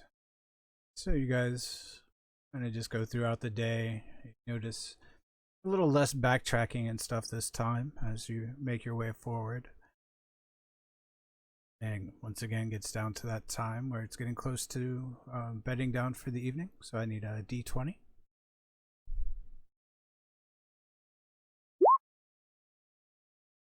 All right. Happens. You guys are able to sit down, find a nice place without any disturbance. I guess you guys gonna try to forage for some water this time, or maybe some food? How do you guys want to do it? We're doing okay on food, but I do want to forage. Ooh. Do we have a foraging? Your guys' minimum rolls are going to get us enough water. Oh no, they're not. Not necessarily.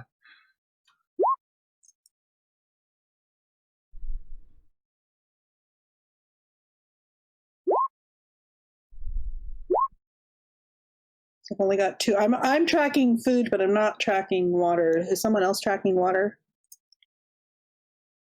Well, I mean, these rolls are going to be for water, aren't they? We're not. There's no point in us looking for food since we already have some. Yeah. So that's not a copy paste that works properly.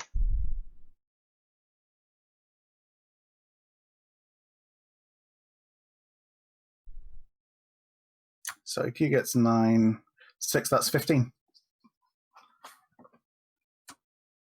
Yeah, good.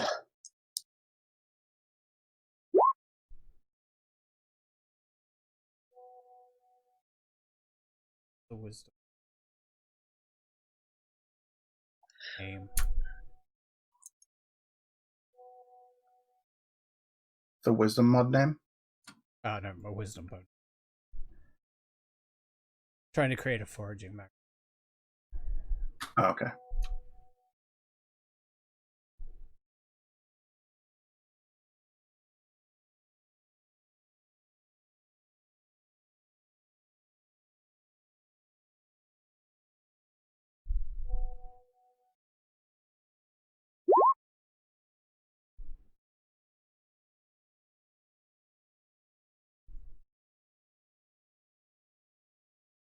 Alright, so it should be added as a token.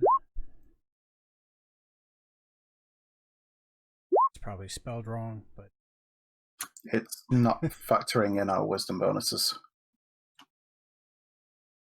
I have +3 wisdom, so it's... Hang on, I'll grab you the attribute name. yeah, I thought it was just... I think it's at... I think it's at curly bracket wisdom _ mod. I think it could be modifier.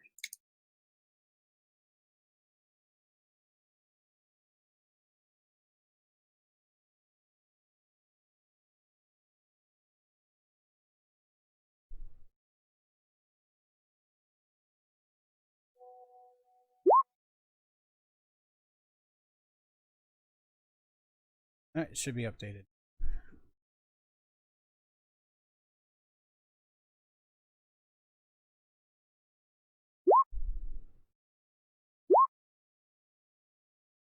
Yeah, looks good. It corrected at 0 for me and 3 for Kayfar. Alright, so I'll pretty that up later, but good for now. Alright.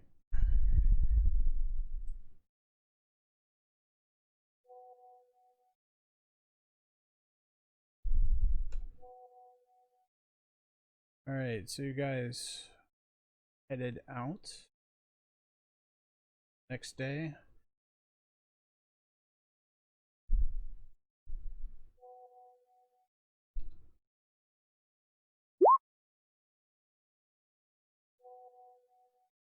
Okay, so you guys are traveling through a bunch of passages that are narrow. You're in single file order.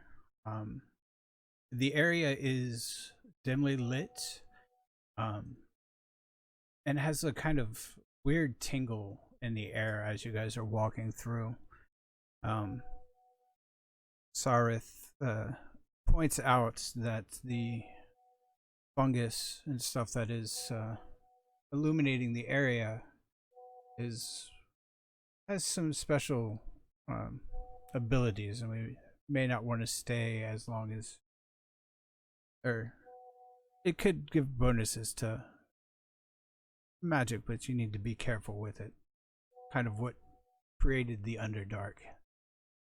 It goes into a small history about the what they call fears and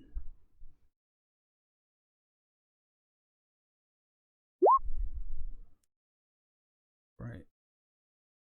So you guys, Seraph is so bad. so you He's guys the absolute worst. are walking around for a good portion of the day, and you approach, or you come to this ledge that it looks like the only way down or around is to kind of skirt along a ravine that's about 60 feet deep.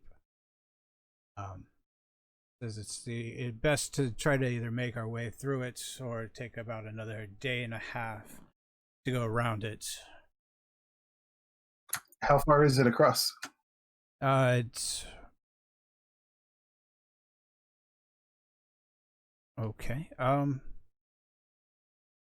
no, it's pretty far across. You can't really see the other side, but there is what looks to be like an 18-inch wide ledge that goes down.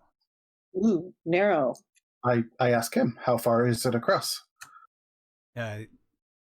Looking out, he says it's beyond my vision. Drow have a dark vision of 120 feet, right? Yes. That's a big ravine. Okay, I have a plan. Excellent. Do tell, O leader of ours. Ikkiki, you can turn into a giant spider, right? Yes. Turn into a giant spider and carry us across. Make multiple trips. Should be easy.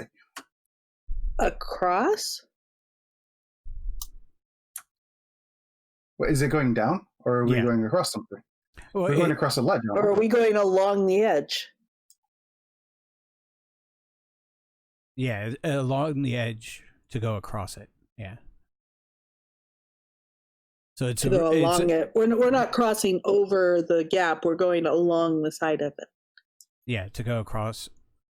It's a ravine that drops down, but there's a passageway going across. It's about 18 inches wide, so you're gonna kind of have to skirt across it. Yeah, so giant spider just spider walks us across.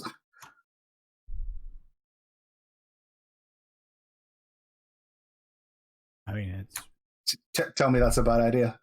As I'm saying this to the group. I mean, or when we get to the place that yeah, okay. Well, otherwise, we all walk along this narrow ledge, and, there's a good chance that a good few people will fall off and die.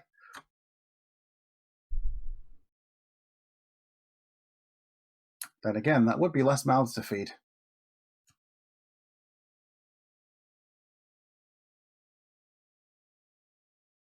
I mean, how much weight can a giant spider carry? You can probably carry, like... I mean, you would have to make multiple trips, so either yeah, way. you could probably carry like 2 or 3 people at a time at the most. And maybe just starts walking forward.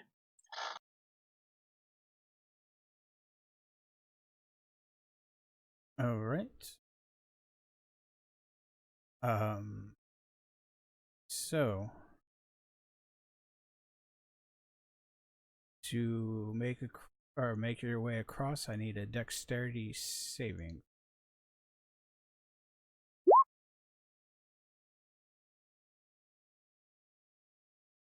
All right, you're able to start making your way. Any problem? And looking back, if anyone looks especially nervous, I will, as I look back, I'll give them bardic inspiration. And I guess for the ones who are super scared, I can turn into a spider and ferry them across. I'm guessing Kayfar is one of them. Kayfar doesn't look nervous at all. Stool's the only one that really seems nervous. I must take care of my little fungus. Although Ikkiki can carry stool without turning into a spider. This is true. Can I pick him up? Yeah. I'm going to pick him up and tell him he's okay. Suresha is what's it called? Is he medium size or small size? Everybody, I believe, is medium. Apart from there are like 4 deep gnomes, aren't there? Or 3 deep gnomes? Because they'd be small sized. Topsy and Turvy would be small sized. Turvy and Bulb are small. Okay. What about Jim Jar and Bupido?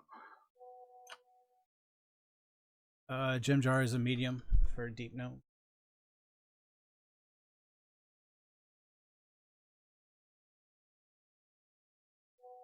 Wait, for deep gnome, he's medium? I thought deep gnomes are small size, like normal gnomes. Well, it says medium humanoid deep gnome on his character sheet. Topsy and Turby both say small humanoid deep gnome. Yeah, Smurf and Evelyn are a small size. So is Bulb there.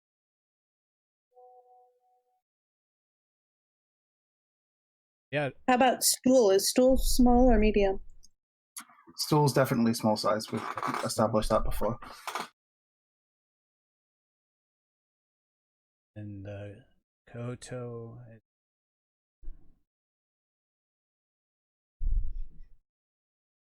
Yeah, everybody else seems to be medium except for the one back here. Okay, but Jim Jar is a deep gnome, but for some reason he's a size category larger than every other deep gnome in existence. Yeah, I probably an error on Roll20's part. Okay. All right. I say, well, let's go. I'm gonna stay close to, let's see, Shurashar and one of the twin deep gnomes, and Bupido as well. All right, so everybody is crossing. Dexterity saving.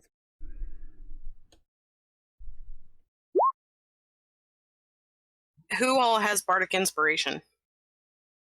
Nobody yet, because the only person who looked really nervous was Stool, and you're carrying Stool.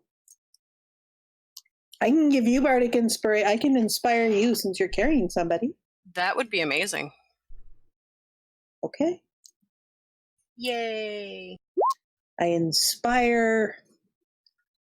I give encouraging words to Ikkiki. Mostly for Stool's benefit, but I do it anyway.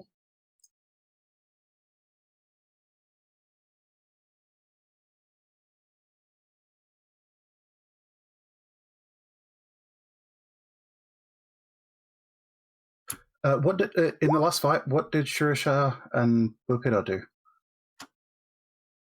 Bupido meditated. Okay. I don't remember about Shushar. Shushar meditated. Yeah, Bupido Oh, just Shushar kind of hid off in the corner, watching. Okay. So that was not with advantage.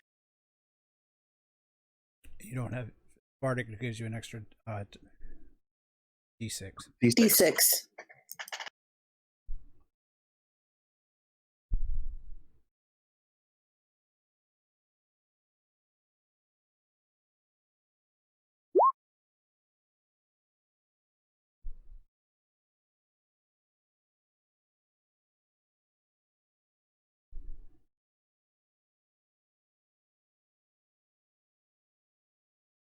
Sorry, I'm just. What do I need to roll? Dexterity save? Yep.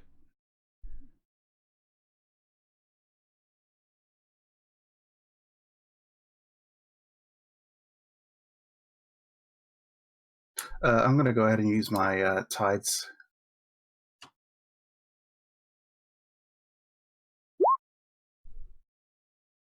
I'm glad I did that time. Not that I know that a 12 is going to help.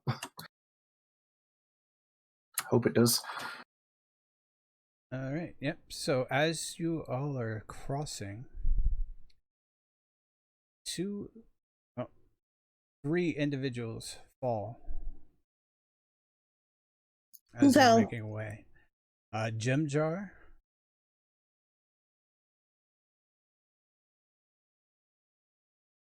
Bapito,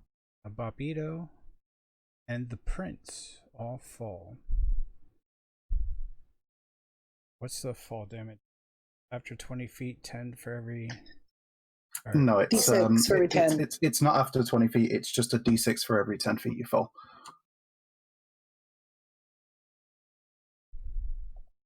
Up to 200 feet. So 6d10.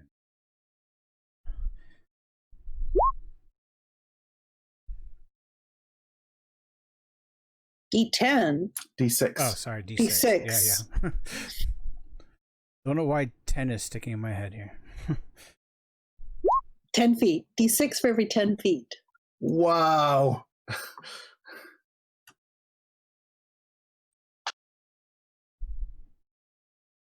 We're squishy, so that's still a lot.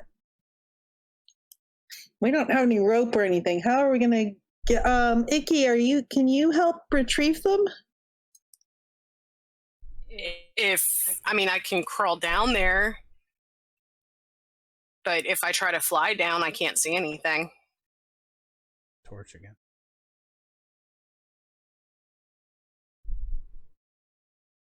Yeah, if I have the torch, I can go down.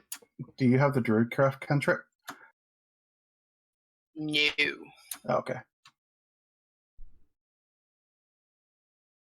Did any of them die from that? You do hear 3 thuds 60 feet down, so most of you should be able to see your dark vision. Yeah. Did Stool and I made it over, right? Yeah. Okay. Can I hand Stool to Imeávie? Yeah. What did you roll for your dexterity save? 14. Yeah, She's 14. She's the bardic inspiration. I see it now. Okay, yeah, you made it. Okay. Does somebody want to light a torch and I'll go down and get them?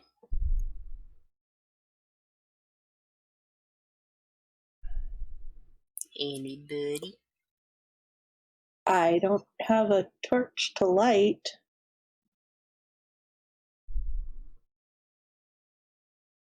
Is the torch still lit, or do we...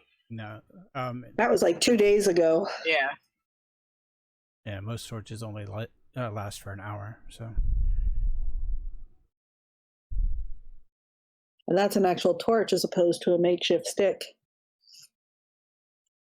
All right, so... Well, maybe they could help you. Maybe they could help direct. Or I can direct you. I can call down and direct you if you move slowly.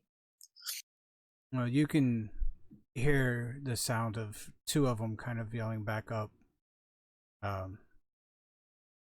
Since they can still see, they can attempt to climb back out. You hear Prince and Jim Jar both say that they're start to make their way back up. Can't get a light source. They can still see you guys too. Can they say Bupito? See Bupito? Yes. And there's no hope of stabilizing him.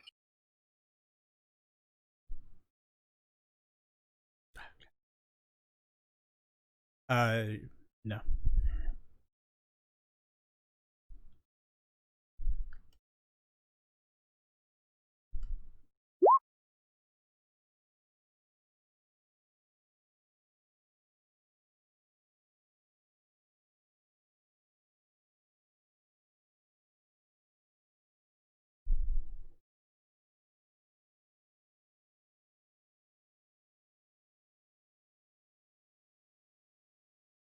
They're gonna attempt to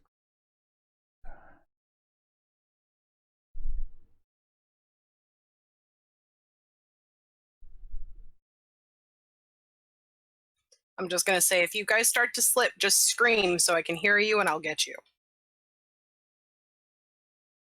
So.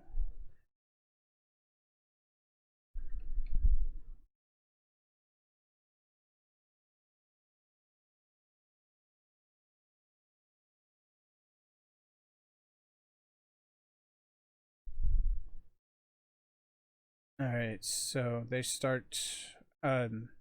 You see Jim Jar kind of starts making his way up, struggling a little bit. Prince slips. It's about 30 feet up.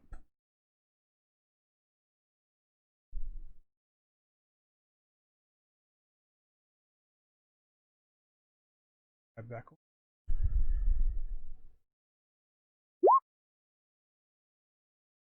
Doesn't. I will go into flight mode and just go after him. I can hear him, right? You can give me a perception check at disadvantage.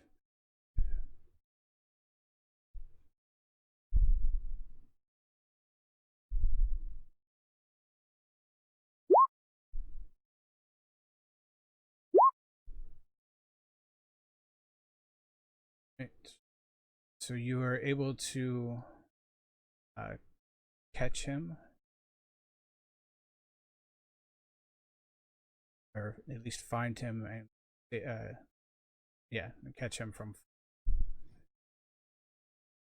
As Jim Jar is making it up about almost to the top of the ledge.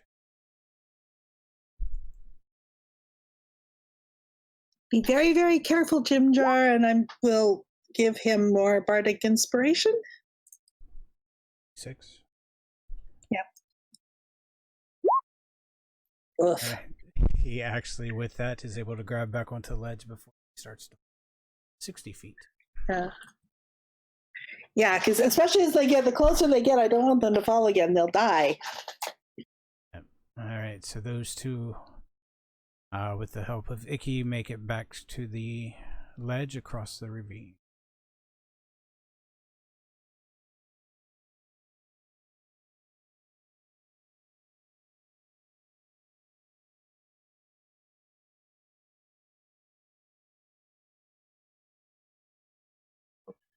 All right. Can we get to a safe place where we can sit down and people can rest? Yep. We can go ahead and search for a safe place. You guys go ahead and roll a d20. Evening encounter check.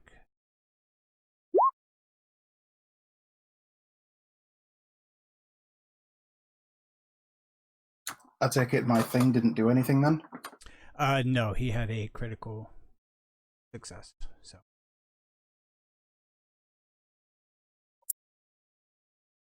Who had the critical success? Shim.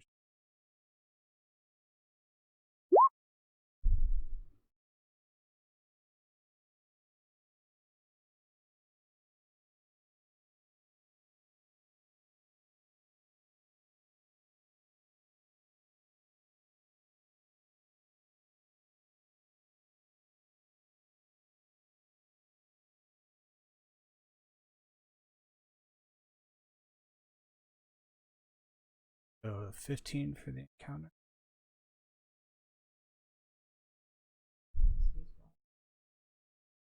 Yeah.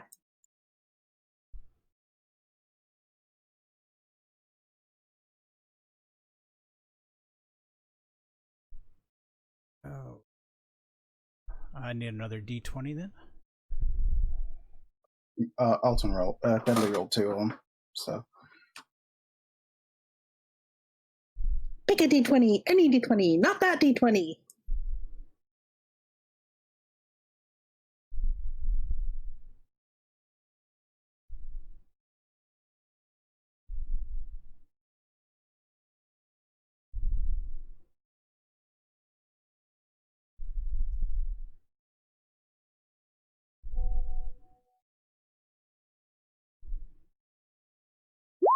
Alright, so... Oh, right. Characters. 6 of these.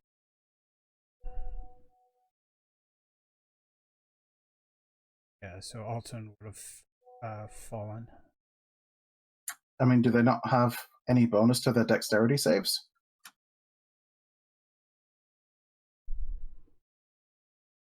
No, the bonus still wouldn't have helped for Alton.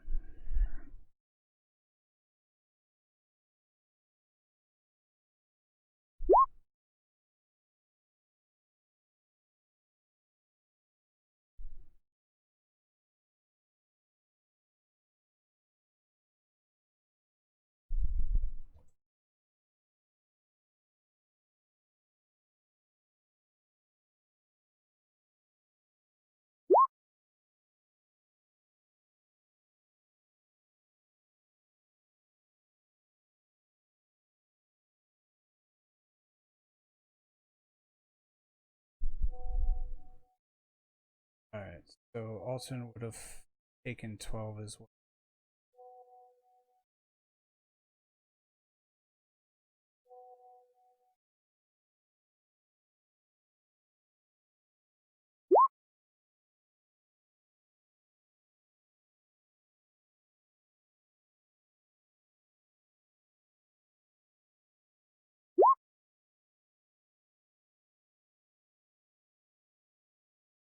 So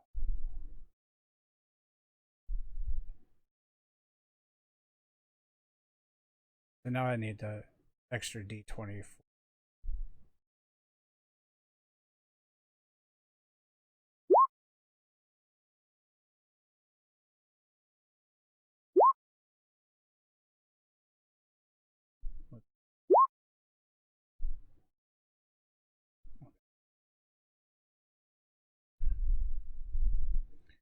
Alright, so as you guys are looking around,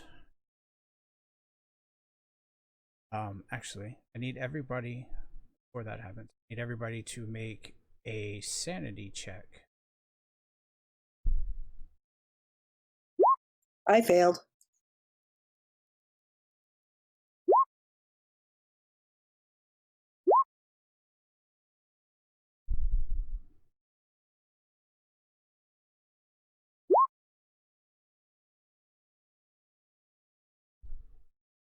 Sorry, my thing's not opening. Hang on.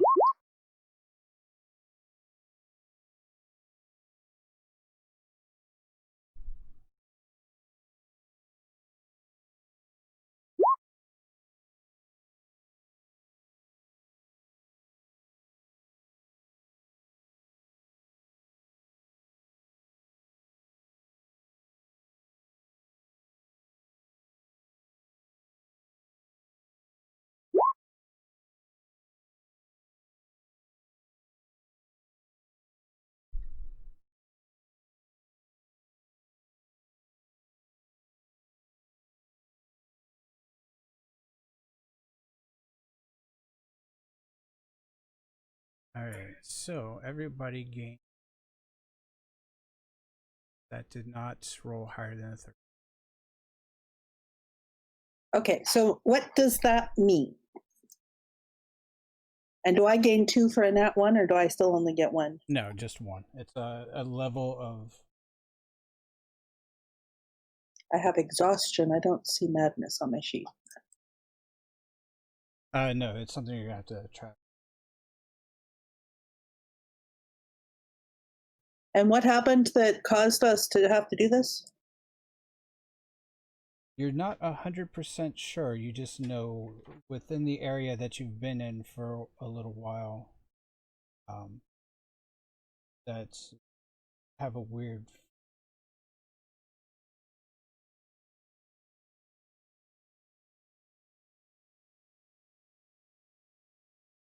Did you want sanity checks or sanity saves? Yes. We don't get proficiency in saves, so there's no difference.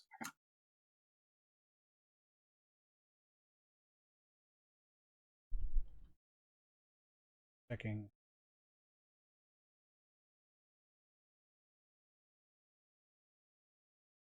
So, pull 1.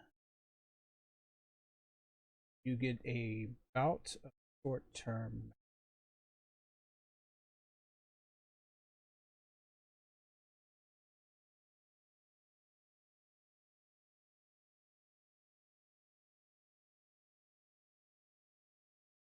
Right, so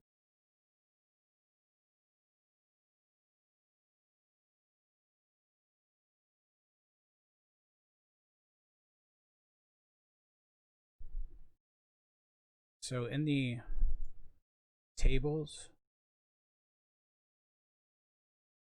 should see short-term madness.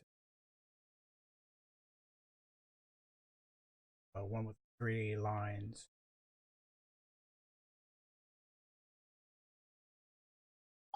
Do I just hit roll or do I hit token? Just hit roll.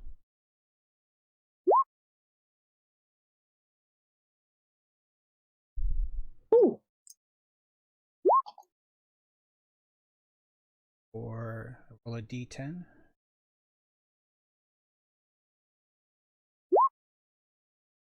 Nine minutes.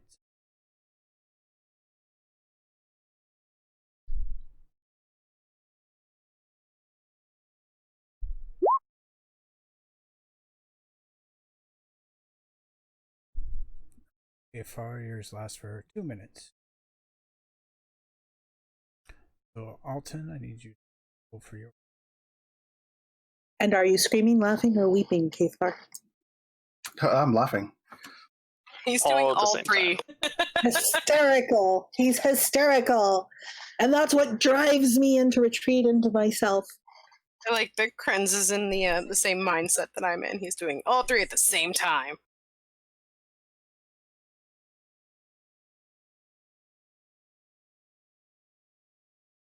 I mean, that state of mind was, pretty consistent for the college experience. So, it happens. Same thing for a vet tech. So I wonder if you can add that minutes, the number of minutes roll into the table result. I'm pretty sure there's a macro. I just don't have it. Okay. Around. Would me smacking Imeávie end her little madness? Yeah. If she takes damage? Nope. Only way to cure a level of madness, greater rest. But the paralyzed effect, my effect ends if I take any damage. Okay. It says so. Yeah, if it says that, then yes. Do you want me to smack you? I'm paralyzed. I can't tell you either way. Her eyes say yes. So how does this actually work? So it's short term, which means it lasts 1d10 minutes. So I'm laughing for 2 minutes, and then what? Does the madness go away? Yep. Does it trigger again? So I then drop a point of madness and go to 0 again. No, you still keep the level because it's a cumulative. Once you get to level 3, it drops back down, but the madness increases.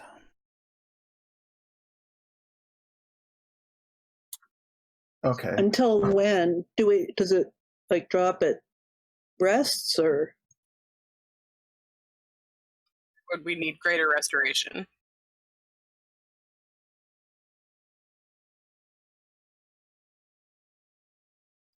I don't know if there's a way to add this to the sheet like exhaustion.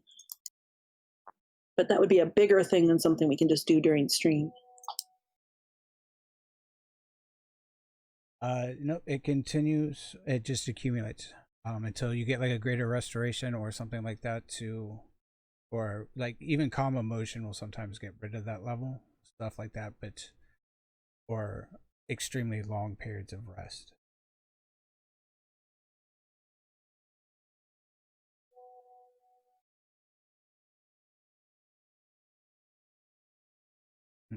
Yeah, so remove curse, dispel evil, stuff like that can get rid of levels of madness.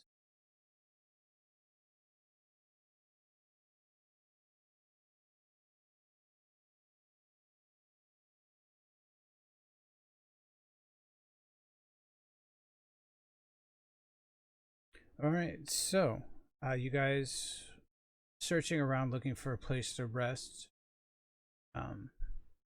you come to an open cavern.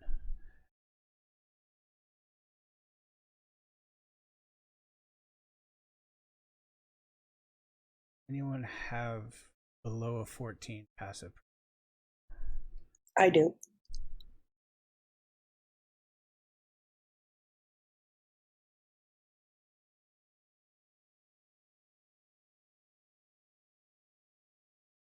So would a 14 be okay, or is it 14 and below? No, 14 is fine. If you have 14, you notice that there is a it seems to be some gas in the area, like some natural gas. I think we need to keep moving. What does it do?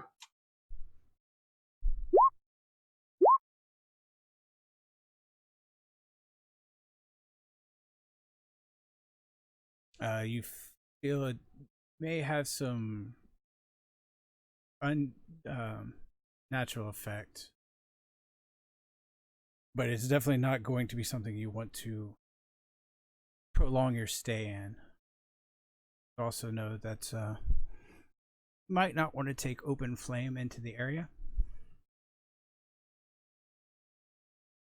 Okay. Sereth, lead us out of here and don't mess it up. Do a good job today, right? We're counting on you. Right. Make choices. So he spends the next couple of hours trying to get away around it. Which, if you guys, he can do a couple before you feel like it's going to start pushing into more than you can handle for the day. Can I ask Stool if he knows a way out better than Sarah does? Stool has no idea of anything except around his homeland. Okay. Are there any other fungus he can talk to? So if Sereth wants to get us out of here, he's saying that it's going to take us longer than 8 hours.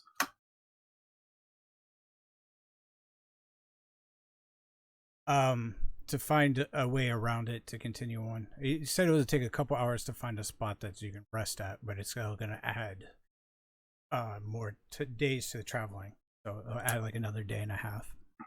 I mean, I'm not bothered about adding a little bit extra time, but yeah, I mean, if we can get through it in less than 8 hours, then fine. But you know, yeah, don't want to spend too long in this area with this strange gas, but also don't want to, just waste time pointlessly.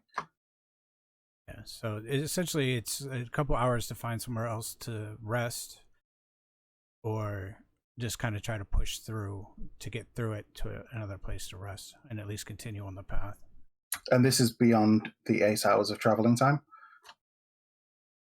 No, you would still be able to get within the 8 hours before the exhaustion. He thinks he can get you through this area. Or he knows he can get you through. That's fine then, because I mean we don't need to rest after like 2 hours of traveling. There's just no reason to do that. Well, you guys have done 6 hours so far, and then this. Oh, we've done 6 hours so far. Yeah. All right, right, okay. See, I thought this was. This is the encounter for when you guys are trying to make camp. So the second encounter for the day. Oh, right, okay. See, I thought we'd already done the day and finished, and we were starting the next day. Nope, not yet. Okay, yeah, then let's just find somewhere else. So is this the same day as the ravine? Yes. Okay. All right, so you'd spend 2 hours to find a safer place to sleep. Okay.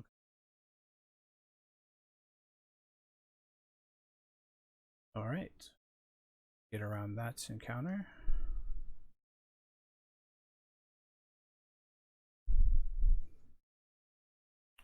All right. Oh. You guys are able to rest. Go ahead and do the forage checks. So a way to make it a little bit easier before we go ahead and do that is I'm gonna sort of reach into my just like, I mean, it's not really much of a shirt anymore, but reach into there and pull out a sprig of mistletoe and hand it over to Ikkiki. Oh, how'd you find that? I'm good at stuff. Yay! All right. So you still got to make your wisdom check. See if you actually can find this stuff. Oh, right. Oh, yeah. Edith was unable to find anything. I did find. Yep.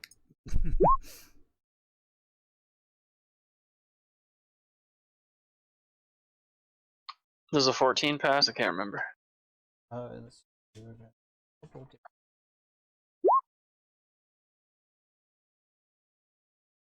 No.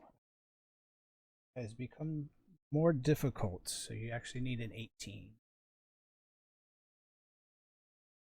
Okay, well, Ikkiki and I still passed, so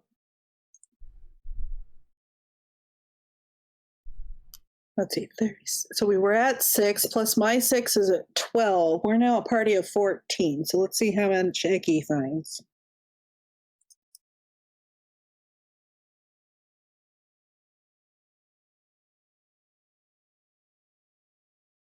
And we can't carry water, so each day's foraging is separate on water.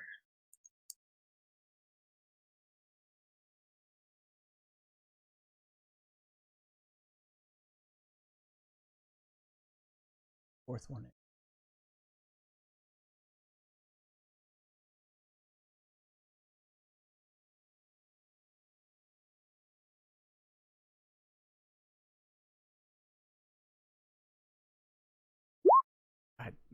Ooh, look at her go. Okay, that gives us 14 water. So we have enough water.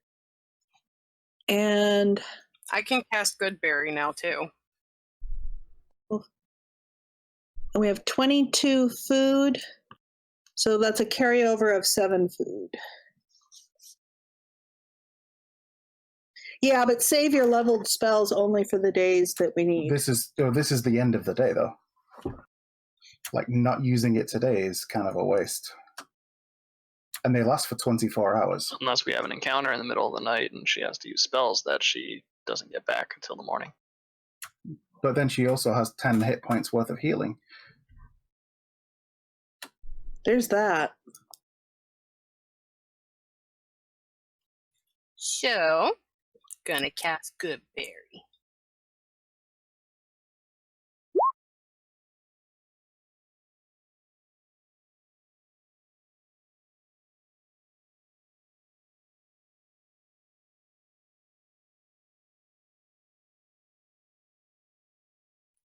So I think that Darendil, Shushar, Eldith, Jimjar, Topsy Turvy, and Imeávie and Alton should get them.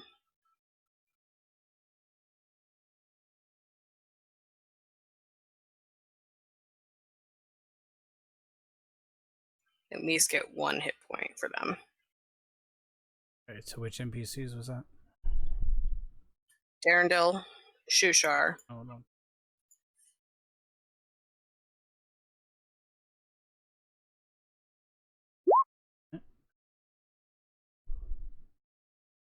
Eldith, Jimjar, Topsy.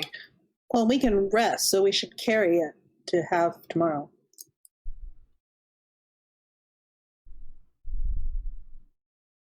And none for the twins. So this is 1 Goodberry each. Yeah. Who's And after that's Edith? All the injured ones.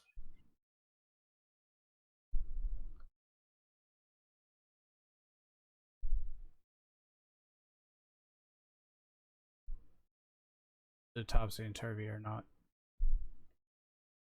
I'm just going to carry mine because if we get a good long rest, I'll be topped up. Kayfar is going to put his hand out expecting a berry, seeing as though he gave you the component to cast the spell. If you die, I'll force feed it to you and bring you back. How's that? And I smile brightly at him. Yeah, what I'll do is I'll cast it one more time and hand so that everybody gets at least one. And then when we long rest, I'll get that back. And then everybody has at least one spare hit point for the next 24 hours. And we don't have any pockets particularly, so we're carrying it. So it'll be easy to grab and stuff in somebody's mouth if they die. Exactly.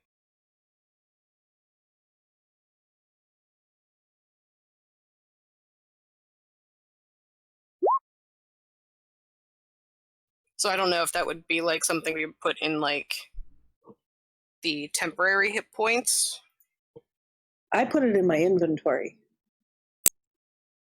Yeah, it's still a berry until you like a healing potion type.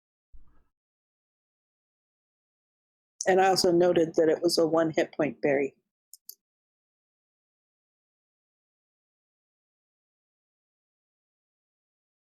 Still eat. Yep. Oh.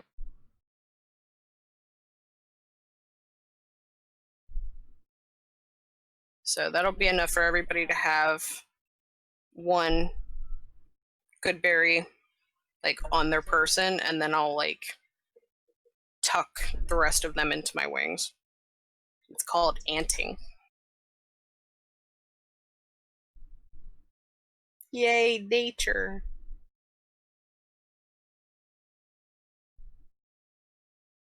All right. So you guys are able to set down for the evening, heal up.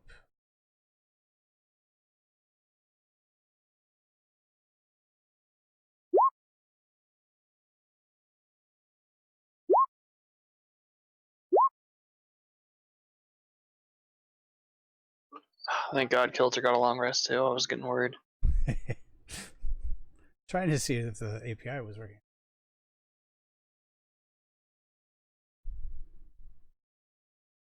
Yeah, it's not. It doesn't put my bardic inspiration back up.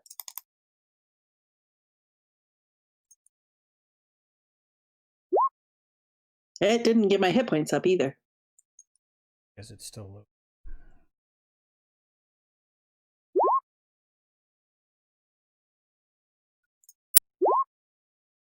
Ah, there. Well, it got my hit points. It did not get my art inspiration. I can do that.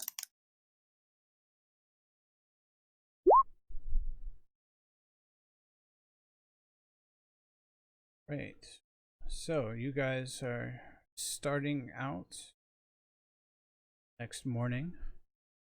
As you do, you approach this huge area that is covered in spider web. And in the distance, you can see these two, what kind of look like goblins, sliding down the webs towards you. I throw a firebolt at the webbing. Okay. Yep. Always burn webs. All right. So the ravine goes out past everything that you can see, and you can't see down below or anything. Everything's covered in different layers of spider webs. So seem to be the only way across. Shoot a fire bolt out towards it, and you see as it lights up, you see these two goblins scream no as they start to almost seem like they're skating towards you on the webs. And that's where we'll go ahead and end for tonight.